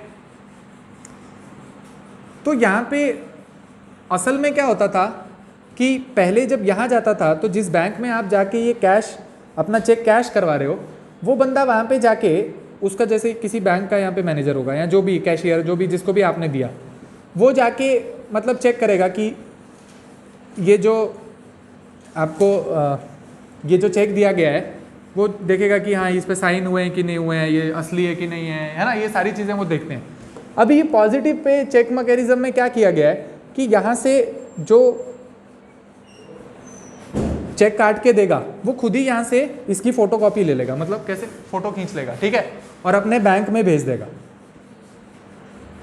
ठीक है, कि जैसे ही जिसने चेक काटा है, ठीक है, वो खुद से यहाँ से फोटो अपने बैंक में भेजेगा कि अगर कोई बंदा मेरे नाम से ये चेक लेकर आए कि मैंने उसको इतने पैसे दिए हैं, तो आपको पहले से पता होना चाहिए कि इसमें इतनी अमाउंट थी, इसमें कुछ और नहीं हुआ है। तो पॉजिटिव पे मैकेनिज्म का मतलब क्या है कि उस धोखाधड़ी को आपको स्टार्टिंग में ही रोकना है, यहीं पे, ठीक है, क्योंकि आगे आप उसको चेक नहीं कर सकते हो। ठीक है, तो इसी वाले लेवल पे आपको उसको चेक करना है। तो अब मैं आपको ये चीज़ क्यों बता रहा हूँ, क्योंकि ये नाम आपको कहीं पे सुनने को मिल सकता है। ठीक है, आपको किसी MCQ में नाम लिखने को मिल सकता है कि पॉजिटिव पे मैकेनिज्म क्या है, तो वहाँ कुछ लिखा होगा इन्वायरमेंट से रिलेटेड है, डिजास्टर मैनेजमेंट से रिलेटेड है, यहाँ कुछ भी लिखा होगा, साइंस टेक्सा मतलब कुछ लिखा होगा, और कहीं पे लिखा होगा ये नेफ्ट आरटीजीएस, क्या कहीं लिखा होगा पेमेंट सेटलमेंट प्रोसीजर। तो आपको दिमाग में आना चाहिए कि हाँ ये जो पॉजिटिव पे मैकेनिज्म था वो कहीं नेफ्ट आरटीजीएस से जुड़ा हुआ है और ये इकोनॉमी का पार्ट है, तो हाँ हमें इस वाली चीज़ को टिक मारना है, बस इतनी सी चीज़। ठीक है, इसलिए आपको ये चीज़ बताइए क्या पॉजिटिव पे मैकेनिज्म किससे जुड़ा हुआ है, नेफ्ट आरटीजीएस से जुड़ा हुआ है। क्यों, ताकि आप फ्रॉड रोक सको और उसको स्टार्टिंग में ही आप पता कर सको कि चेक जो है वो फर्जी है या फिर क्या है। ठीक है, अभी ये एक चीज़ हो गई कि ये पॉजिटिव पे मैकेनिज्म, ये करंट अफेयर की न्यूज़ थी, आपने नहीं पढ़ी होगी इसलिए मैंने आपको बता दिया। अभी ये दूसरी चीज़ है कि ये बैंक का लाइसेंस अगर लेना है तो ये बैंक का लाइसेंस कैसे लिया जाए, जो कि तब से बात चल रही है कि नरसिम्हन कमेटी तब से कह रही थी कि आप शेयर होल्डिंग कम करो, प्राइवेटाइजेशन करो, नए बैंकों को, न्यू बैंक्स को आप लाइसेंस दो, है ना। तो लास्ट ऐसा कब हुआ था? 2013 में। 2013 में नए बैंकों के लाइसेंस के लिए अर्जी निकली और उसमें कौन कौन से नए बैंक आए? एक बंधन बैंक है और एक IDFC बैंक है, ठीक है, बंधन IDFC। 2013 में थर्ड या फोर्थ राउंड था शायद, फोर्थ राउंड खोला गया कि आपको बैंक का लाइसेंस लेना है तो आप आओ और यहाँ पे एप्लीकेशन डालो, ठीक है। अभी ये है नॉर्मल प्रोसीजर, लेकिन अभी नया इसमें अमेंडमेंट किया गया, उसमें क्या बोला गया? On tap banking licence system. ये on tap banking licence system क्या है?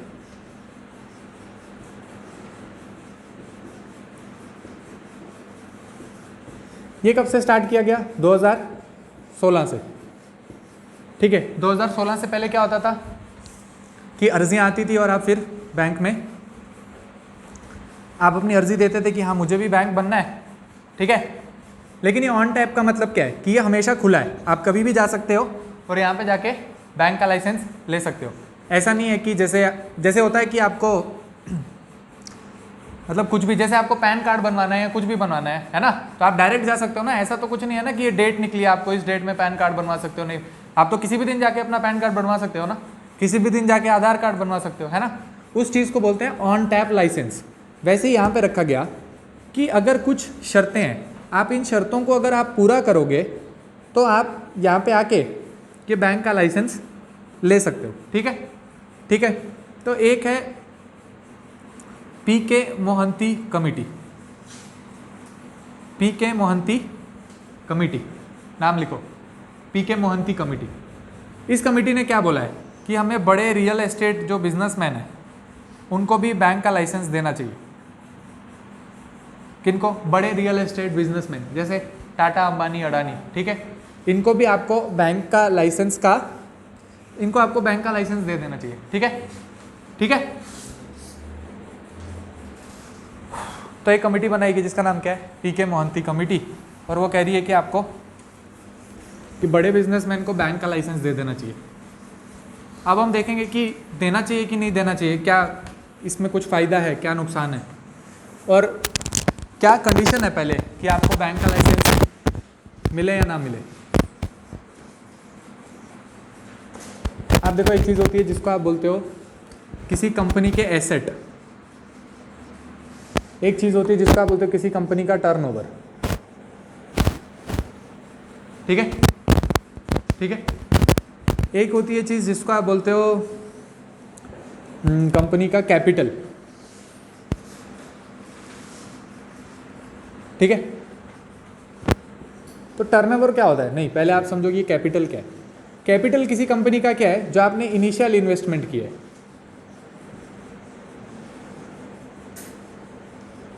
ठीक है। जो आपने इनिशियल इन्वेस्टमेंट की है, जो आपने पैसा लगाया है, वो उस कंपनी का कैपिटल है। तो फिर एसेट क्या है?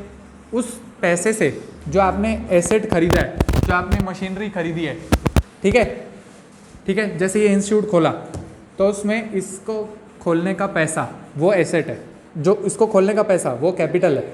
और इस इंस्टीट्यूट जो खोला है उसमें एसेट क्या है? भाई ये बोर्ड खरीदा है, ये मार्कर, ये टेबल चेयर, है ना, ये यहाँ का एसेट है। और फिर टर्नओवर क्या है? जो सर आपसे फीस लेते हैं, है ना, जिसको आप बोलते हो सेल्स।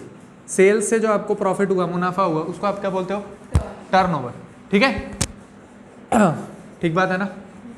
जो यहाँ से कमाई हो रही है उसको अगर आप एसेट या कैपिटल में जोड़ दोगे तो कैसे पता चलेगा आपने कितना मुनाफा किया है ना। ठीक बात है। सर बोलें कि मैंने इंस्टीट्यूट खोला था 1 लाख रुपए से, फिर उसमें मैंने कुछ और मतलब उससे मैंने एसेट खरीदे, थोड़ा और पैसा लगाया, 1.5 लाख रुपया लग गया, है ना।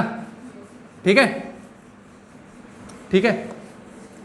और अभी सर देखे नहीं कि तुमसे कितना पैसा आ रहा है और मेरा इनिशियल इन्वेस्टमेंट कितना था और मेरे को कितना प्रॉफिट हो रहा है, तो कैसे पता चलेगा कि मैं फ़ायदा भी कर रहा हूँ या मेरा घाटे में जा रहा है ना। सही बात है, उसी को बोलते हैं टर्नओवर।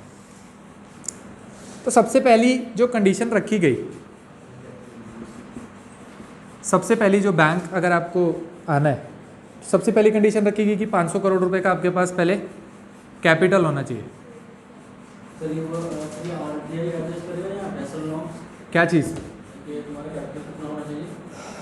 नहीं, मतलब ये वाला जो है ये तो आरबीआई ही करेगा, ठीक है। आप बैंक बन गए हो, बैंक बनने के बाद जो होता है वो बासेल नॉर्म उस पर अप्लाई होता है। जो बासेल नॉर्म के रिकमेंडेशन है वो कब अप्लाई होंगे? जब आप बैंक बन चुके हो, है ना। अभी बैंक बनना है तो उसके लिए तो पहले आपके उस तब तक जब तक आप बने नहीं हो तब तक तो आरबीआई आपको कंट्रोल करेगा ना। जब आप बन गए उसके बाद आपको ये स्टैंडर्ड के हिसाब से सेट करना है। अभी हम देखेंगे कि इसमें क्या है, ठीक है। सबसे पहले आपके पास 500 करोड़ रुपए होना चाहिए।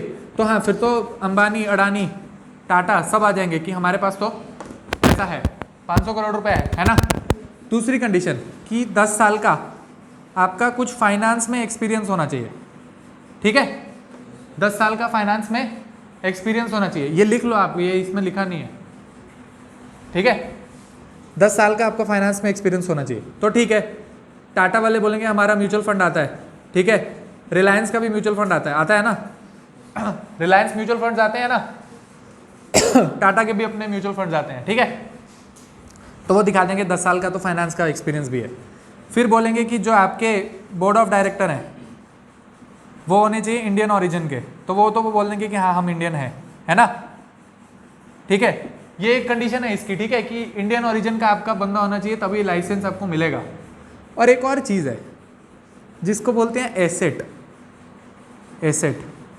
जो आपका एसेट है वो 5,000 करोड़ से ज़्यादा का नहीं होना चाहिए। कितना? 5,000 करोड़ से ज़्यादा का नहीं होना चाहिए। तो एसेट जो है वो आपका 5,000 करोड़ से ज़्यादा नहीं होना चाहिए। तो अगर आप देखो ये टाटा या फिर ये अंबानी, अडानी, इनका एसेट जो है वो 5,000 करोड़ से ज़्यादा है कि नहीं है ना। तो ये तो इस गेम से बाहर हो जाते हैं, ठीक है।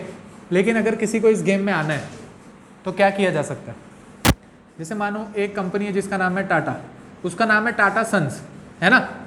उसके नीचे बहुत अलग से कंपनी है, टाटा स्टील, टाटा टी, टाटा के होटल हैं, है ना, टाटा का सॉल्ट, फिर TCS, टाटा कंसल्टेंसी सर्विसेज, वही इतनी बड़ी है ना, TCS, है ना। ऐसे ही टाटा क्या करे कि अलग से अपनी एक सब्सिडरी बना ले, उसको बोल दे ये टाटा बैंक, ठीक है। और उसमें थोड़ा सा इन्वेस्ट कर दे और बोल दे कि ये मैंने नई कंपनी बनाई है, ठीक है, ये मैंने अभी नई कंपनी बनाई है और इसमें तो कोई एसेट नहीं है, ठीक है।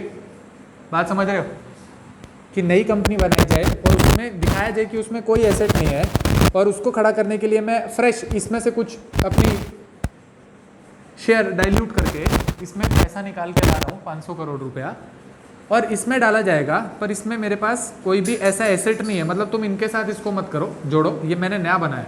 तो आप ऐसा किया जा सकता है कि आप यहाँ पे अप्लाई करो, ठीक है।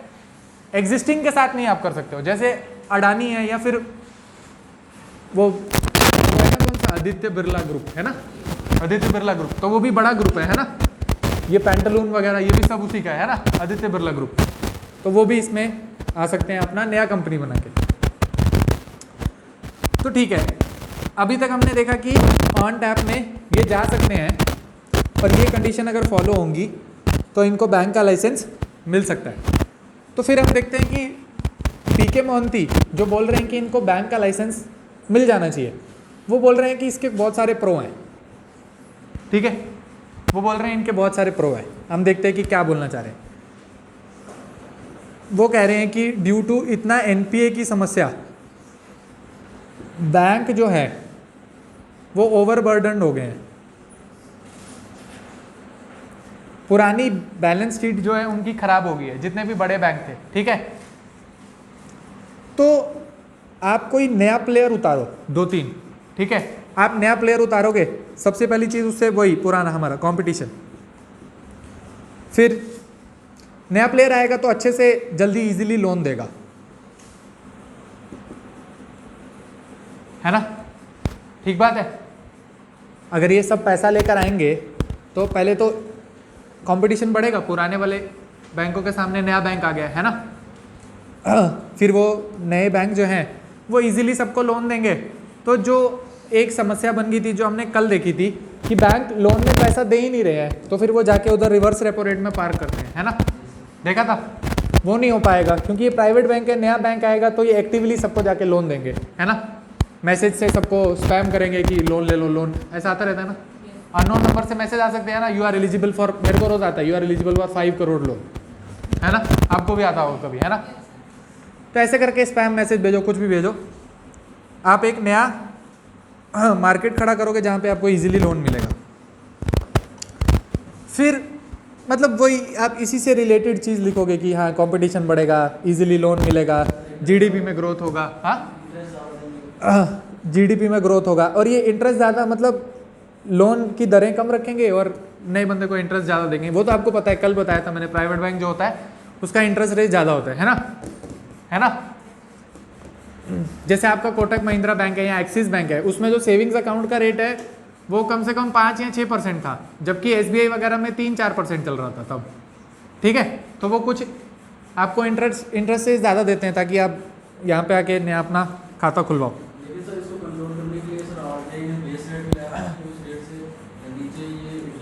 हाँ हाँ वही, वो उसको बोलते हैं marginal cost of fund based lending, marginal cost of fund based lending, कि उससे नीचे जो है आप लेंड नहीं करोगे और इससे ज़्यादा आप वो नहीं दोगे, ठीक है। तो हाँ कुछ फ़ायदे हो सकते हैं, पर आप देखो इस चीज़ का नुकसान भी बहुत ज़्यादा है। आप देखो इस चीज़ के क्या नुकसान है, आप देखो ये दे धनाधन लोन देंगे तो ये किसी को भी लोन देंगे, है ना, ये किसी को भी लोन देंगे, ओवर एम्बिशियस हो जाएंगे। ओवर एम्बिशियस होने के चक्कर में क्या करेंगे, ये जिसने लोन डिफॉल्ट किया हुआ है उसको भी लोन देंगे, ठीक है, जिसने लोन डिफॉल्ट किया हुआ है उसको भी लोन देंगे। क्यों देंगे भाई, ये खुद ही बिजनेसमैन है, तो इनके आगे पीछे ही तो लोगों ने डिफॉल्ट किया है लोन, है ना, इन्हीं के तो किसी दोस्त यार ने लोन डिफॉल्ट किया है, तो उनको भी ये लोन अगर देंगे तो उससे एक समस्या होती है जिसको क्या बोलते हैं, evergreening of loan, evergreening of loan, ठीक है, एवरग्रीनिंग ऑफ लोन। ये एवरग्रीनिंग ऑफ लोन क्या चीज़ है, एवरग्रीनिंग ऑफ लोन का मतलब है कि भाई आपने पुराना लोन नहीं चुकाया और बैंक ने आपको नया लोन दिया कि आप उस नए लोन से कुछ और फैक्ट्री खड़ी करो, कुछ धंधा करो, फिर कुछ पैसा कमाओ और पुराना लोन चुकाओ। बात समझ आ रही है, इसको क्या बोलते हैं, एवरग्रीनिंग ऑफ लोन। मतलब एक तो आपने पुराने लोन का ना इंटरेस्ट चुकाया ना प्रिंसिपल दिया, पर फिर भी बैंक ने आपको और पैसा दिया लोन में, ताकि अब कुछ अपना जो इंडस्ट्री आपकी धंधा बंद हो गया है उसमें आप कुछ नया ग्रोथ करो, कुछ पैसा कमाओ और उस पैसे से हमारा पुराना ग्रोथ जो लोन लिया हुआ था वो चुकाओ। समझ रहे हो। आप बोलोगे ऐसा क्यों हो रहा है, क्योंकि भाई ये कोई हमारी तरह 1-2 लाख या 3-4 लाख का लोन नहीं ले रहे हैं, इनका कितना पैसा फंसा हुआ है यहाँ, 5,000 करोड़ 10,000 करोड़। आप देख रहे हो ना कितने बड़ा स्कैम है ना, जितने बड़ा एनपीए है। अब 5,000 करोड़ आपको अगर रिकवर करना है और अगर उसकी इंडस्ट्री बंद हो गई है, तो बजाय इसके कि ये एनपीए हो जाए और आपको ना मिले, वो चाहते हैं कि ठीक है 5,000 करोड़ अगर आपको रिकवर करना है, कोई नहीं 10 करोड़ 20 करोड़ इसको और दे देते हैं। अगर ये कुछ प्रोडक्शन करेगा, क्या पता इसका कुछ पेस आए, आगे चल के कुछ काम धंधा चल पड़े और हमें हमारा कुछ पुराना लोन वापस मिल जाए, है ना, हो सकता है। फिर आप वही लिख सकते हो कि एक आप यहाँ पे वही एनबीएफसी वाला पॉइंट डाल दोगे कि एनबीएफसी को बहुत सारा धूम मचा के पैसा दे देंगे। आपको बताया था मैंने, एनबीएफसी के पास खुद से पैसा नहीं होता है ना, एनबीएफसी के पास खुद से पैसा नहीं होता क्योंकि इसका नाम है नॉन बैंकिंग फाइनेंशियल कंपनी। तो ये पैसा कहाँ से लेकर आती है, इसको तो ऊपर से कोई बैंक पैसा देता है, फिर ये आगे किसी और को पैसा देती है ना, ठीक है। एनबीएफसी का मतलब क्या है, नॉन बैंकिंग फाइनेंशियल कंपनी। उसका काम क्या है, लोगों को पैसा देना, लेकिन उसके पास खुद से पैसा नहीं है, तो वो बैंक उसको पैसा देता है और एनबीएफसी आगे पैसा देता है, ठीक बात है। इसमें मैंने आपको एक चीज़ बताई थी कि आप इसमें करंट अकाउंट और सेविंग अकाउंट नहीं खुलवा सकते, ठीक है। मतलब एक होता है डिमांड डिपॉजिट, एक होता है टाइम डिपॉजिट, है ना, डिमांड डिपॉजिट और टाइम डिपॉजिट। तो आप इसमें डिमांड डिपॉजिट नहीं करवा सकते, आप इसमें टाइम डिपॉजिट करवा सकते हो, ठीक है। एनबीएफसी में आप टाइम डिपॉजिट करवा सकते हो, डिमांड डिपॉजिट मतलब आप उसमें कोई करंट अकाउंट सेविंग अकाउंट नहीं खुलवा सकते, आप उसमें ये टाइम डिपॉजिट करवा सकते हो, ठीक बात है। अब अगर ये इतने बड़े बड़े बैंक होंगे और ये ऐसे एनबीएफसी को पैसा देने लग जाएंगे, तो आप देखो, आपको पता है फिर वो ILNFS जो एक एनबीएफसी थी जो कि 2019 में डूब गई थी, है ना, ILNFS क्राइसिस, ठीक है, करंट अफेयर। आप देखो, जब तक आप इकोनॉमी में अच्छा करंट अफेयर का एग्जाम्पल देके उस चीज़ को समझाओगे नहीं, तब तक आपको मेंस में कोई मार्क्स नहीं मिलेंगे, ठीक है, ठीक बात है। अगर आपको इस पॉइंट को समझाना है कि कैसे ये एनबीएफसी को देंगे, तो आप ऐसे हवा में बोलोगे कि हाँ एनबीएफसी को देंगे तो ये हो जाएगा, ऐसे नहीं। आपको समझाना है कि देखो एनबीएफसी, क्योंकि पुराने टाइम पे ये ILNFS ये क्या थी, ये एक एनबीएफसी थी किस एरिया में, इंफ्रास्ट्रक्चर के एरिया में, ठीक है। एनबीएफसी जो है अलग अलग टाइप की हो सकती है। एनबीएफसी हो सकती है जैसे आपका मुथूट फाइनेंस, है ना, मुथूट फाइनेंस एक एनबीएफसी आपको बोलती है अपना सोना यहाँ गिरवी रखो और हम आपको पैसा देंगे, है ना। कुछ एनबीएफसी हो सकती है रियल एस्टेट में, कुछ एनबीएफसी ऐसे हो सकती है इंफ्रास्ट्रक्चर के प्रोजेक्ट में, ठीक है। ये इंफ्रास्ट्रक्चर प्रोजेक्ट्स को फंड करता था ILNFS। वैसे ही एक है कार्वी, एक कार्वी भी है, कार्वी कैपिटल्स, ये भी एक एनबीएफसी है, कार्वी कैपिटल्स, ठीक है। इनका काम क्या होता है, बड़े बड़े प्रोजेक्ट्स में पैसा लगाना, ठीक है। क्यों लगाते हैं पैसा, भाई पैसा लगाएंगे फिर कुछ, अभी जो आपका ये पब्लिक प्राइवेट पार्टनरशिप होती है ना, जो आपकी पब्लिक प्राइवेट पार्टनरशिप होती है, उसमें क्या होता है कि यहाँ से सरकार कुछ पैसा देगी, प्राइवेट इन्वेस्टमेंट कुछ पैसा देगी, फिर जैसे कुछ भी है, एयरपोर्ट है या फिर रोड है, उसका कुछ सालों तक प्राइवेट के पास रहता है कंट्रोल, उसके बाद जो है सरकार को मिल जाता है ना। जैसे आपने देखा होगा एक GMR ग्रुप है, एक ग्रुप है जिसका नाम है GMR, उन्होंने क्या बनाया, हैदराबाद का एयरपोर्ट, उन्होंने बनाया हैदराबाद का एयरपोर्ट, ठीक है, ठीक है। दो टाइप के प्रोजेक्ट होते हैं, एक होता है ग्रीन फील्ड प्रोजेक्ट, एक चीज़ को बोलते हैं ब्राउन फील्ड प्रोजेक्ट। एक होता है ग्रीन फील्ड, एक होता है ब्राउन फील्ड। ये वाला जो प्रोजेक्ट था आपका ग्रीन फील्ड प्रोजेक्ट था। अभी ग्रीन फील्ड और ब्राउन फील्ड इधर काम में कहाँ आ रहा है, आप देखो, ग्रीन फील्ड प्रोजेक्ट वो प्रोजेक्ट है जो कि नए से शुरू हुआ है, ठीक है, एकदम नया फ्रेश प्रोजेक्ट, ठीक है। अगर कोई प्रोजेक्ट है एकदम फ्रेश प्रोजेक्ट है, अगर आपको बोला गया कि जम्मू में रिंग रोड बन रही है ना, वो क्या है, ग्रीन फील्ड प्रोजेक्ट है, क्या एकदम नए से स्टार्ट हुआ, ठीक है। अगर मैं आपको बोलूं कि जम्मू एयरपोर्ट को हमें अपग्रेड करके इंटरनेशनल एयरपोर्ट बनाना है, ठीक है, तो आप क्या बोलोगे, ये तो ब्राउन फील्ड प्रोजेक्ट है, ठीक है। किसी एग्जिस्टिंग प्रोजेक्ट को आप कुछ रिन्यू करके कुछ उसका नया बना रहे हो, तो उसको आप क्या बोलोगे, नहीं, ब्राउन फील्ड, है ना। अगर कोई पुराना है और उसको आप तोड़ के उसका कुछ नया बना रहे हो, है ना, तो आप क्या बोलोगे, ब्राउन फील्ड प्रोजेक्ट। उससे होगा क्या, मानो भाई जम्मू एयरपोर्ट पे कोई जाना नहीं चाहता, लोग सोचते हैं कि भाई जम्मू एयरपोर्ट तो इतना घटिया है ना, उसमें कुछ, उससे अच्छा तो भाई बस से चले जाते हैं या ट्रेन से चले जाते हैं, है ना। अभी अगर अच्छा होगा तो लोग ज़्यादा प्रेफर करेंगे, हम फ्लाइट से आते हैं, है ना, ठीक है। सर्विसेज अच्छी होंगी, लोग गाड़ी लगा सकेंगे। अभी आप देखो उधर गाड़ी लगाने की भी बड़ी प्रॉब्लम है ना, रोड के ऊपर ही है एयरपोर्ट, है ना, है ना।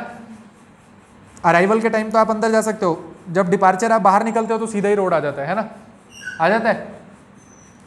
तो ऐसी बड़ी सारी दिक्कतें हैं। आप अगर एयरपोर्ट अच्छा होगा तो उससे बाकी लोगों को भी फिर एम्प्लॉयमेंट मिलेगी, है ना। बड़ा एयरपोर्ट होगा तो कुछ पार्किंग की फैसिलिटी, फिर आप वहाँ पे कुछ रेस्टोरेंट आएंगे, फिर वो कुछ कमाएंगे, ऐसा करके फिर इसकी रिकवरी हो जाएगी और बाद में एक टाइम के बाद प्राइवेट प्लेयर ये एयरपोर्ट जो है सरकार को दे देगा जब उसका अपना इन्वेस्टमेंट होगा, है ना। वैसे ही सड़कों पे आपके टोल प्लाजा लगे होते हैं, वो एक टाइम के बाद सड़क का पैसा जब पूरा वसूल लेते हैं प्लस कुछ प्रॉफिट, है ना, क्योंकि जितना लगाया उतना ही ले लिया तो फिर तो कोई प्रॉफिट नहीं हुआ ना, कुछ प्लस उस पर प्रॉफिट करके फिर एक टाइम के बाद वो सरकार को दे देते हैं। तो ऐसे प्रोजेक्ट को फंड करने के लिए एक बैंक, अगर आप बोलो कि सिर्फ SBI फंड कर दे तो उसके लिए बहुत रिस्की काम है ना।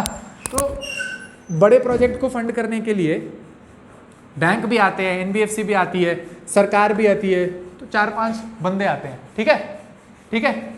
एक प्रोजेक्ट जो होता है उसमें कभी भी 1 या 2 बंदे नहीं लगे होते हैं ना, ज़्यादा बंदे होते हैं ताकि उसका जो लॉस है वो डिस्ट्रीब्यूट हो जाए, है ना, किसी एक बंदे को ज़्यादा रिस्की ना पड़े। ठीक है, तो इसीलिए एनबीएफसी जो होती है वो ऐसे प्रोजेक्ट में पैसा लगाती है। तो यहाँ पे ऐसे IL&FS वाले क्राइसिस नहीं हो तो हम बोलेंगे कि अगर ये बैंक को आप लाइसेंस दे दोगे तो हमें आगे चल के IL&FS वाले क्राइसिस फिर देखने को मिल सकते हैं। ठीक है, ठीक है। तो ये कुछ नुकसान किसके, कि बैंक को लाइसेंस देना चाहिए कि नहीं देना चाहिए। आप एक बार अभी तक जो पढ़ा है उसको देखो।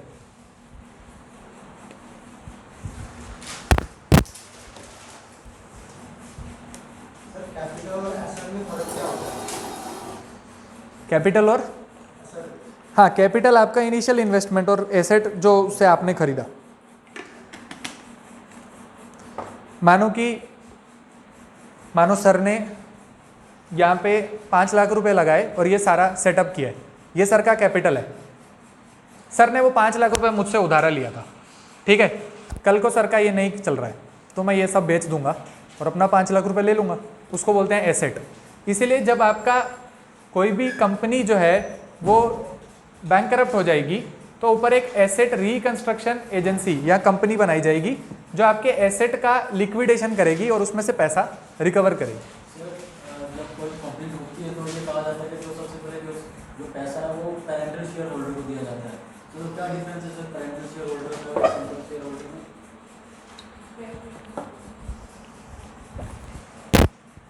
अभी पढ़ेंगे ना, अभी हम वहाँ नहीं पहुँचे, मैं बता देता हूँ। फिर भी अभी हमने ये ख़त्म करने के बाद नेक्स्ट जो टॉपिक पढ़ना है वो यही है, मनी मार्केट, कैपिटल मार्केट। और ये शॉर्ट टर्म में मनी यहाँ से लेनी है, लॉन्ग टर्म में यहाँ से लेनी है, प्राइमरी है, सेकेंडरी है, शेयर क्या है, बॉन्ड क्या है। अभी के लिए अगर आपको समझना है तो आप ये चीज़ समझ लो कि शेयर और बॉन्ड में जो बेसिक डिफरेंस था वो ये होता है कि आप किसी कंपनी का अगर शेयर खरीदते हो तो आप उसके बन जाते हो शेयर होल्डर, और अगर कंपनी मुनाफा करती है तो ही आपको उसमें से डिविडेंड मिलता है। ठीक है, अभी आपको किसी के सामने अगर बात करनी है तो अगर आप शेयर की बात कर रहे हो और आपने डिविडेंड वर्ड नहीं यूज़ किया तो बिल्कुल फिर आपकी पढ़ाई का कोई फ़ायदा नहीं है। ठीक है, अगर आपने किसी के सामने शेयर वर्ड यूज़ किया है तो आपको डिविडेंड बोलना है। ठीक है, ये नहीं बोलना है वहाँ से प्रॉफिट होगा, वहाँ से ये होगा। जैसे आप प्रेसिडेंट के लिए क्या बोलते हो कि वो इम्पीच होता है ना। आप बोलते हो प्रेसिडेंट क्या होता है, इम्पीच होता है। आप बोलते हो प्रेसिडेंट का रिमूवल, नहीं बोलते ना, इम्पीचमेंट ऑफ प्रेसिडेंट बोलते हो। वैसे आपको क्या बोलना है, शेयर से आपको क्या मिलेगा, डिविडेंड। बॉन्ड से आपको क्या मिलेगा, इंटरेस्ट। अब फ़ायदा नुकसान क्या है भाई। शेयर अगर आपने किसी कंपनी का खरीदा, मानो कि वो बहुत ज़्यादा प्रॉफिट कर रही है, ठीक है, मानो वो इतना प्रॉफिट कर रही है कि आपको 20-25% का उसमें आपको मुनाफा मिल सकता था, और आपने गलती से उसका बॉन्ड खरीद लिया है जिसमें आपको 8% ही मिल रहा है, तो आपका मन ललचाएगा ना कि मैंने तो यार बॉन्ड खरीद लिया, मुझे शेयर लेना चाहिए था। सही बात है, ठीक बात है ना। उल्टा भी हो सकता है, उल्टा भी हो सकता है। मानो कि उस कंपनी में वो मुनाफा ही नहीं कर रही है ना, है ना। तो अगर मुनाफा नहीं करेगी फिर तो आपको कुछ डिविडेंड नहीं मिलेगा। लेकिन आप बोलोगे कि अगर मैंने बॉन्ड लिया होता फिर तो मेरे को सेफ 8% तो मिल जाता। सही बात है। अब जो आप बोल रहे हो लिक्विडेशन में, उसमें क्या होगा, जो बॉन्ड से पैसा लेकर आते हैं इसको आप बोलते हो डेट, है ना, ठीक है, उधारी। और ये वाला शेयर से जो पैसा आता है उसको आप बोलते हो इक्विटी, है ना। आप क्या बोलते हो, इक्विटी। आप में से किसी ने वो देखा शार्क टैंक, देखा, आया था शार्क टैंक, आया था ना ये कभी? अच्छा नहीं देखा, कोई बात नहीं। उसमें क्या होता है, वो कंपनी के अपने शेयर बेचने आते हैं, ठीक है, कि आप हमारी कंपनी में इन्वेस्ट करो, हम अपनी कंपनी के कुछ शेयर आपको दे देंगे, ठीक है। उसको क्या बोलते हैं, आप अपनी कितनी इक्विटी डाइल्यूट करना चाहते हो, ठीक है। इक्विटी डाइल्यूट करने का मतलब क्या, जैसे मानो 100% शेयर होल्डिंग किसी एक मेरे पास है, मानो मेरी कोई कंपनी है, मानो ये पल्स IAS मेरा है, ठीक है, 100% इसमें मेरी शेयर होल्डिंग है, मतलब मैंने पैसा लगाया था, मेरा शेयर होल्डिंग। मैं अपने कुछ शेयर बेचने के लिए बाहर निकालूंगा, मतलब मैं अपने इक्विटी जो है उसमें वो डाइल्यूट कर रहा हूँ। मैं कह रहा हूँ कि आप सब 10% 2% जैसे आप सब 2% उसमें मेरी कंपनी में मेरा हिस्सेदार बन जाओ, ठीक है, उसको क्या बोलोगे आप? Equity dilution. अब अगर कोई कंपनी है जिसने इक्विटी में भी पैसा लाया था और यहाँ डेट से भी पैसा लाया था, तो उसमें अगर कंपनी का डाइल्यूशन होता है तो सबसे पहले जो पैसा है वो बॉन्ड होल्डर को मिलेगा सबसे पहले। उसके बाद यहाँ पे मिलेगा प्रेफरेंशियल शेयर होल्डर। अब दो टाइप के शेयर होते हैं, प्रेफरेंशियल शेयर होता है और एक नॉर्मल शेयर होता है, ठीक है। सबसे पहले पैसा मिलेगा प्रेफरेंशियल शेयर होल्डर को, और उसके बाद अगर पैसा बच गया तो जाके नॉर्मल शेयर होल्डर को मिलेगा, अगर बच गया तो, अगर नहीं बचा तो नहीं मिलेगा।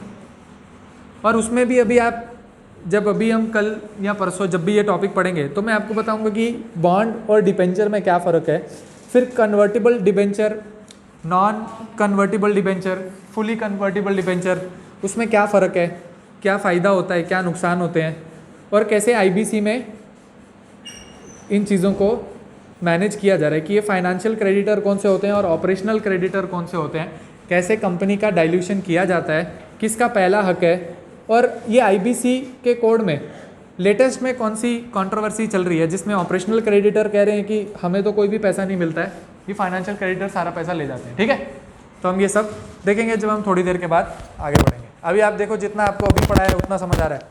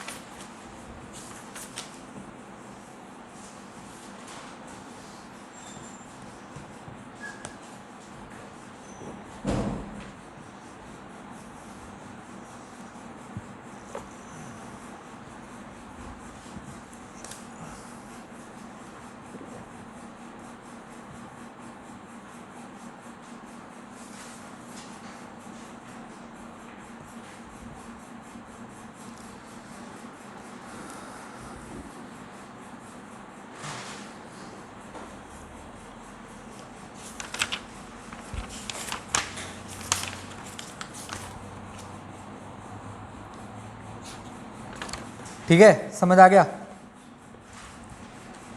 पक्का पक्का इतना समझ आ गया ना?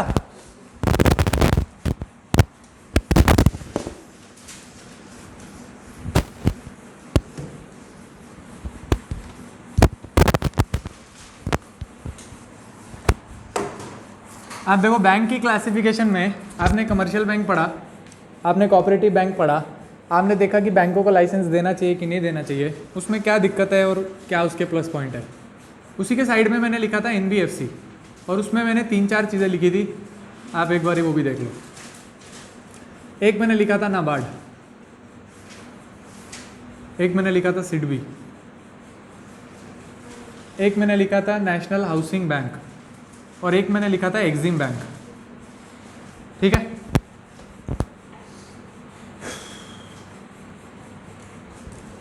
आपको पता है ये नाबार्ड जो है ये national bank for agriculture and rural development, ठीक है। नाबार्ड क्या है?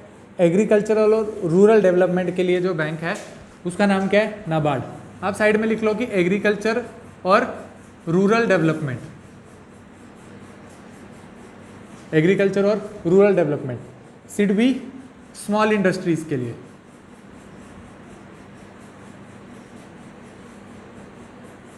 एनएचबी नेशनल हाउसिंग बैंक,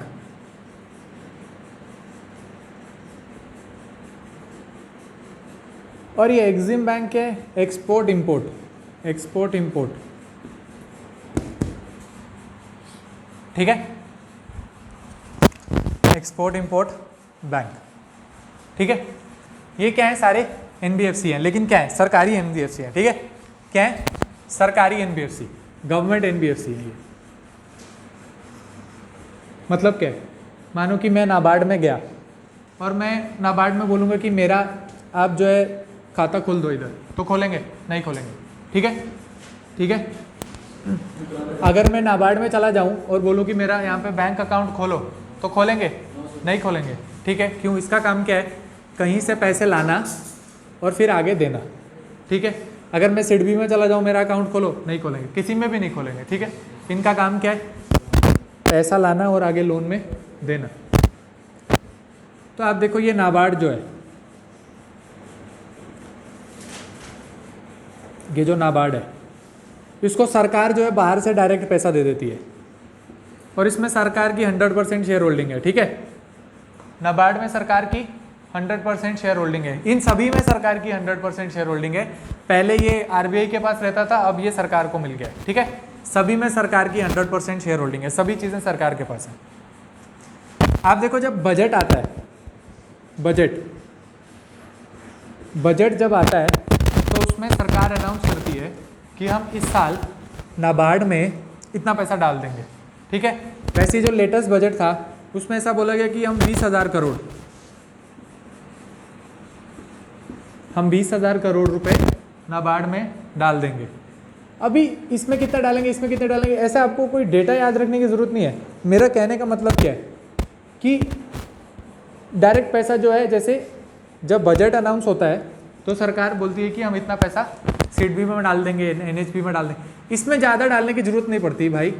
और इसमें क्यों ज़रूरत नहीं पड़ती? ये जो है, इसमें जो सिडबी है आपका सिडबी है, इसमें सरकार जो है अकेली शेयर होल्डर नहीं है। सिडबी में आपके 3-4 बंदे शेयर होल्डर हैं। सिडबी में आपके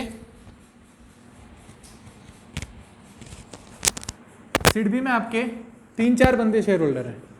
जैसे आपका आरआरबी था, आरआरबी में सेंटर, स्टेट और एक स्पॉन्सर बैंक था।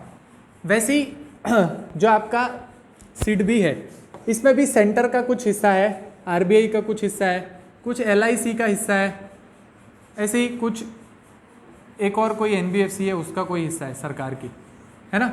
ये एलआईसी के पास ज़्यादा इसका मेजॉरिटी शेयर होल्डिंग जो है वो एलआईसी को दे दी हुई है। यहाँ पे कोई और सरकार की पीएसयू है शायद, उसका कुछ हिस्सा है। तो इन सब ने मिलकर जो है वो एक सिडबी बैंक बनाया हुआ है। ठीक है, एलआईसी आपको पता है ना, लाइफ इंश्योरेंस कॉर्पोरेशन, जिसका अभी सरकार ने बोला कि हम इसका एक आईपीओ लॉन्च करेंगे। बोला था, इस बजट में बोला गया कि हम एलआईसी को जो है प्राइवेट करेंगे, उसका एक आईपीओ लॉन्च करेंगे। ये क्या होता है हम आगे चल के अभी पढ़ेंगे। ठीक है, कि आईपीओ क्या है, कैसे लॉन्च होता है।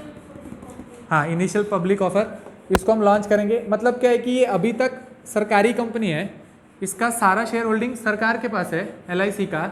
हम इसके शेयर बेचने के लिए मार्केट में निकालेंगे, इसका मतलब ये है। ठीक है, पहली बार ही निकालेंगे तो इनिशियल पब्लिक ऑफर। तो ऐसे ही एलआईसी के पास इसका शेयर होल्डिंग है। और ये स्मॉल फाइनेंस जो सिडबी है वो स्मॉल इंडस्ट्रीज़ को पैसा देती है। इसको पैसा कौन देता है? एनबीएफसी है। कहाँ से पैसा लेकर आएगी? ये सारे जो हैं इनको या तो गवर्नमेंट पैसा देगी डायरेक्ट, या आरबीआई से पैसा लेकर आएंगे। आरबीआई से कैसे पैसा लेकर आएंगे? वो रेपो रेट वगैरह से पैसा ला सकते हैं। ठीक है, रेपो रेट से अगर पैसा लेना है या बैंक रेट से पैसा लेना है, उन सब वो सारी विंडो इनके लिए भी खुली हैं। ठीक है, वो हाँ, आप देखो कि जो सीआरआर और एसएलआर है, सीआरआर और एसएलआर जो है एनबीएफसी के केस में डिपेंड करता है। अगर आपसे कोई डायरेक्टली पूछे किसी एमसीक्यू में तो आप बोलोगे कि लागू नहीं पड़ता। किस किस पे लागू पड़ता है? कुछ लिस्ट है, ऐसा बोला गया है कि अगर कोई इंफ्रास्ट्रक्चर की है तो उसको कुछ 15% एसएलआर रखना है। सीआरआर ऑलमोस्ट किसी पे लागू नहीं होता है, किसी किसी पे एसएलआर लागू होता है। तो सिर्फ इसलिए रखा गया है ताकि इनका बैंकरप्सी नहीं हो जाए, क्योंकि अगर ये कुछ भी अपना पीछे बफर में नहीं रखेंगे फिर तो सारे ही डुबा देंगे पैसा, है ना। ठीक है, तो मेजरली इन पे सीआरआर एसएलआर लागू नहीं होता है, लेकिन किसी किसी एनबीएफसी पे कुछ एसएलआर जो कि नॉर्मल 18% से कम है, किसी किसी पे लागू होता है। ठीक है, आप देखो यहाँ तो ये सरकार इनको डायरेक्टली पैसा देगी या आरबीआई से पैसा लेकर आएंगे। कहाँ से? रेपो रेट से ले सकते हैं, वो बैंक रेट से पैसा ले सकते हैं, यहाँ क्या कर सकते हैं, एक्सटर्नल कमर्शियल बोरोइंग, बाहर से कहीं से पैसा लेके आ सकते हैं। एक्सटर्नल कमर्शियल बोरोइंग का मतलब क्या होता है, एक्सटर्नल मतलब बाहर, कहाँ बाहर, इंडिया के बाहर, ठीक है, कहाँ, बॉर्डर से क्या, फॉरेन, हाँ, मतलब इंडिया के बाहर से, एक्सटर्नल कमर्शियल बोरोइंग, इंडिया के बाहर से कहीं से अगर ये पैसा लेकर आते हैं तो वहाँ से भी ये पैसा ला सकते हैं। या तो आप देखो कि वर्ल्ड बैंक या फिर एशियन इंफ्रास्ट्रक्चर है ना, AII भी है, एक ADB है, एशियन डेवलपमेंट बैंक है। किस चीज़ का, अच्छा बाहर से अगर पैसा लेकर आएंगे तो इंटरेस्ट रेट ज़्यादा पड़ेगा, हाँ हाँ पड़ भी सकता है, पर मतलब मैं ऐसा बताना चाह रहा हूँ कि ये बाहर से भी पैसा ला सकते हैं। इंटरेस्ट रेट मुझे नहीं पता, अभी इस चीज़ का मुझे नॉलेज नहीं है, तो मैं ऐसा गलत नहीं आपको बताऊंगा। तो अब इनके पास ऑप्शन क्या अवेलेबल है कि सरकार से पैसा ले सकते हैं, RBI से पैसा ले सकते हैं और बाहर से पैसा ले सकते हैं। आप देखो मेरा बाहर से कहने का मतलब क्या है, एक्सटर्नल कमर्शियल बोरिंग में ज़्यादातर ये क्या कोशिश करेंगे कि इनको वर्ल्ड बैंक, AIIB या ADB से पैसा मिल जाए। और ये सारे जो बैंक है इनको किस लिए बनाए गए, क्योंकि ये देते ही सॉफ्ट लोन है ना, सही बात है। अगर एशियन डेवलपमेंट बैंक है या वर्ल्ड बैंक है, इनका काम क्या है भाई, सॉफ्ट लोन देना है ना, इंफ्रास्ट्रक्चर के लिए सॉफ्ट लोन देना जिसका ड्यूरेशन ज़्यादा हो और इंटरेस्ट रेट कम हो। तो मैं कहने का ये मतलब था कि इतने ऑप्शन खुले हैं। अब अगर इसको लगेगा कि यहाँ से इंटरेस्ट रेट ज़्यादा है तो नहीं लेगा भाई, यहाँ से अगर अवेलेबल होगा तो ले लेगा। अगर इसको लगेगा कि इस टाइम में मेरे को यहाँ से पैसा नहीं मिल सकता है, सरकार भी नहीं दे रही है, RBI से भी नहीं ले सकता हूँ, तो फिर बंदा हाई इंटरेस्ट रेट पे भी ले लेगा, ठीक है। ये तो सब्जेक्ट टू कंडीशन है कि उस टाइम क्या अवेलेबिलिटी है, ठीक बात है ना। तो बाहर से भी पैसा ले सकते हैं। फिर ये वर्ल्ड बैंक वगैरह आपने देखा होगा कि हमारा जैसे वेस्टर्न कॉरिडोर, ईस्टर्न फ्रीट कॉरिडोर है ना, आपने पढ़े हैं ना, वेस्टर्न फ्रीट कॉरिडोर, ईस्टर्न फ्रीट कॉरिडोर पढ़े हैं। अरे आपने पढ़ा होगा ना, एक फ्रीट कॉरिडोर बन रहा है यहाँ से इधर मुंबई तक, इधर लुधियाना से इधर कोलकाता तक। फ्रीट मतलब जिसमें कार्गो का सामान जाता है ना। नॉर्मल जब आप रेलवे स्टेशन से जाते हो तो आप देखते हो ना कि आपकी ट्रेन चल रही है, फिर आप बोलते हो कि अरे वो मालगाड़ी को पास देना था तो फिर हमारी ट्रेन रुक गई है, फिर वो ट्रेन आगे निकलेगी, फिर हमारी ट्रेन जाएगी, है ना। सुना है ना ऐसा, कभी नहीं सुना, ऐसा कैसे हो सकता है, नहीं सुना आपने। आप कभी ट्रेन में बैठे हो तो आपने ये नहीं सुना है कि किसी गाड़ी को पास देने के लिए हमारी ट्रेन रुकी है। अरे आपने मालगाड़ी नहीं देखी है जो पीछे से खुली होती है, इसमें कोयला होता है, किसी में सामान होता है, किसी में कुछ होता है ना। कार्गो ट्रेन जिसको बोलते हैं उसको बोलते हैं फ्रीट। तो वो, और अगर आपकी ट्रेन सेम पटरी पे चलेगी तो आपका जो कार्गो है वो धीरे ट्रांसफ़र होगा पोर्ट पे। पोर्ट से ही बाहर शिप होता है ना, अगर ये इंडिया है तो पोर्ट से बाहर शिप होता है ना। या तो पोर्ट से सामान आएगा तो अंदर लेकर आना है आपको, या यहाँ कुछ बना है उसको पोर्ट पे लेके जाना है और बाहर भेजना है ना। अगर सेम ट्रैक पे चलेगा तो दिक्कत होगी ना, फिर आपको पास देना पड़ेगा। अगर 2 दिन में सामान पहुँचेगा तो आप 4 दिन ले रहे हो, उससे डिले होगा, है ना।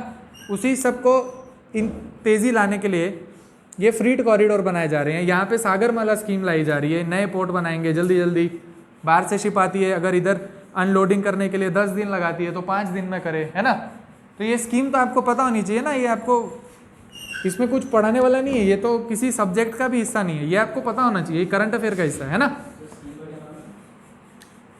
ये ईस्टर्न डेडिकेटेड फ्रीट कॉरिडोर, ये वेस्टर्न, और ये नीचे सागरमाला स्कीम, ठीक है। तो ऐसे प्रोजेक्ट को फंड करने के लिए, या फिर अभी आप देखोगे इस प्रोजेक्ट में लिखा है, इस बजट में आया था Ken Betwa river linking project, ठीक है। इस बजट में बोला था कि हम केन और बेतवा को कनेक्ट करेंगे। किसको, केन और बेतवा किसकी ट्रिब्यूटरी हैं दोनों, यमुना की, ठीक है। कहाँ पे है, एक यूपी में है, एक एमपी में है, ठीक है, केन और बेतवा। अब इसको रिवर लिंकिंग करनी है, इसको दोनों को जोड़ना है, तो भारी काम है ना।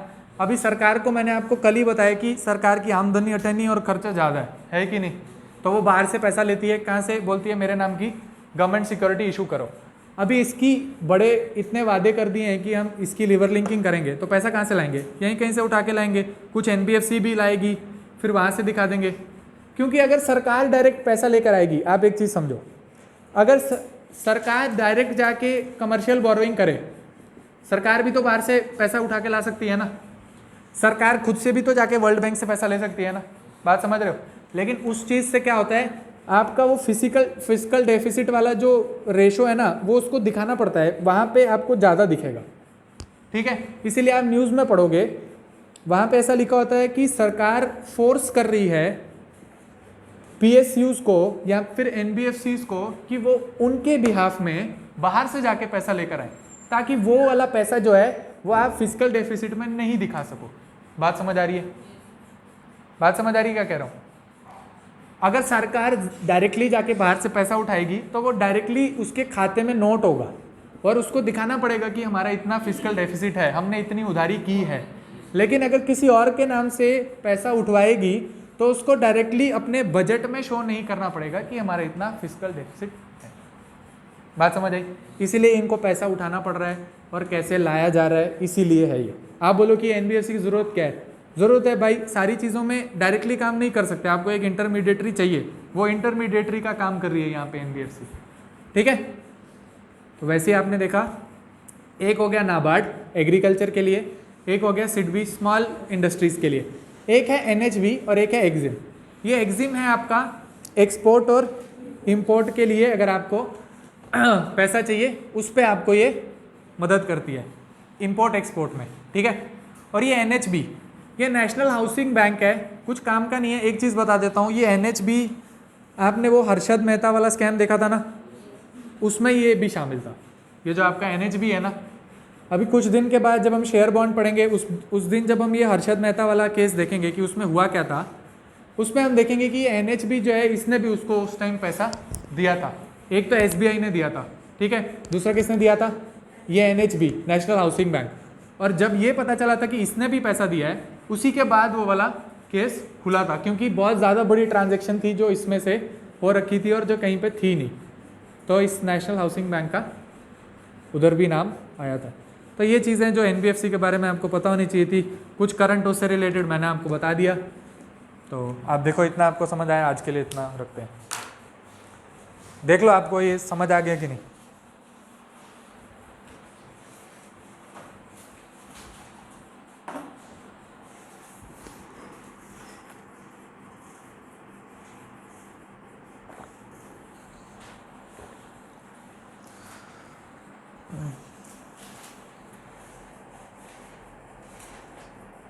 आपको ये बात समझ आई ना, क्या कि बैंक की सरकार डायरेक्टली क्यों पैसा नहीं ले रही है? ऐसी न्यूज़ जो है आपको, आप जितना अखबार पढ़ोगे उतना आपको डीप में समझ आएगी कि ऐसा कैसे हो रहा है।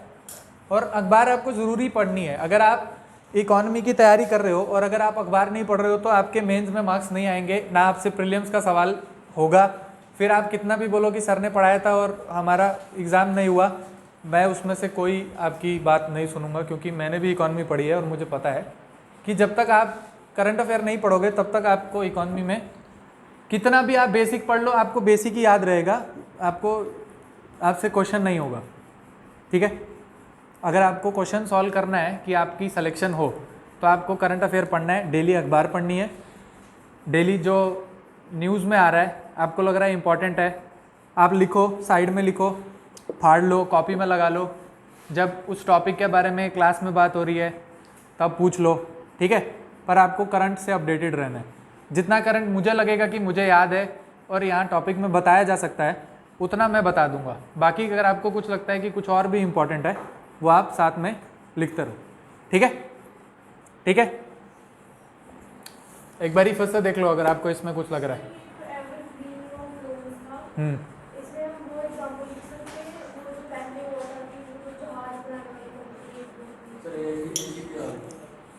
क्या चीज़?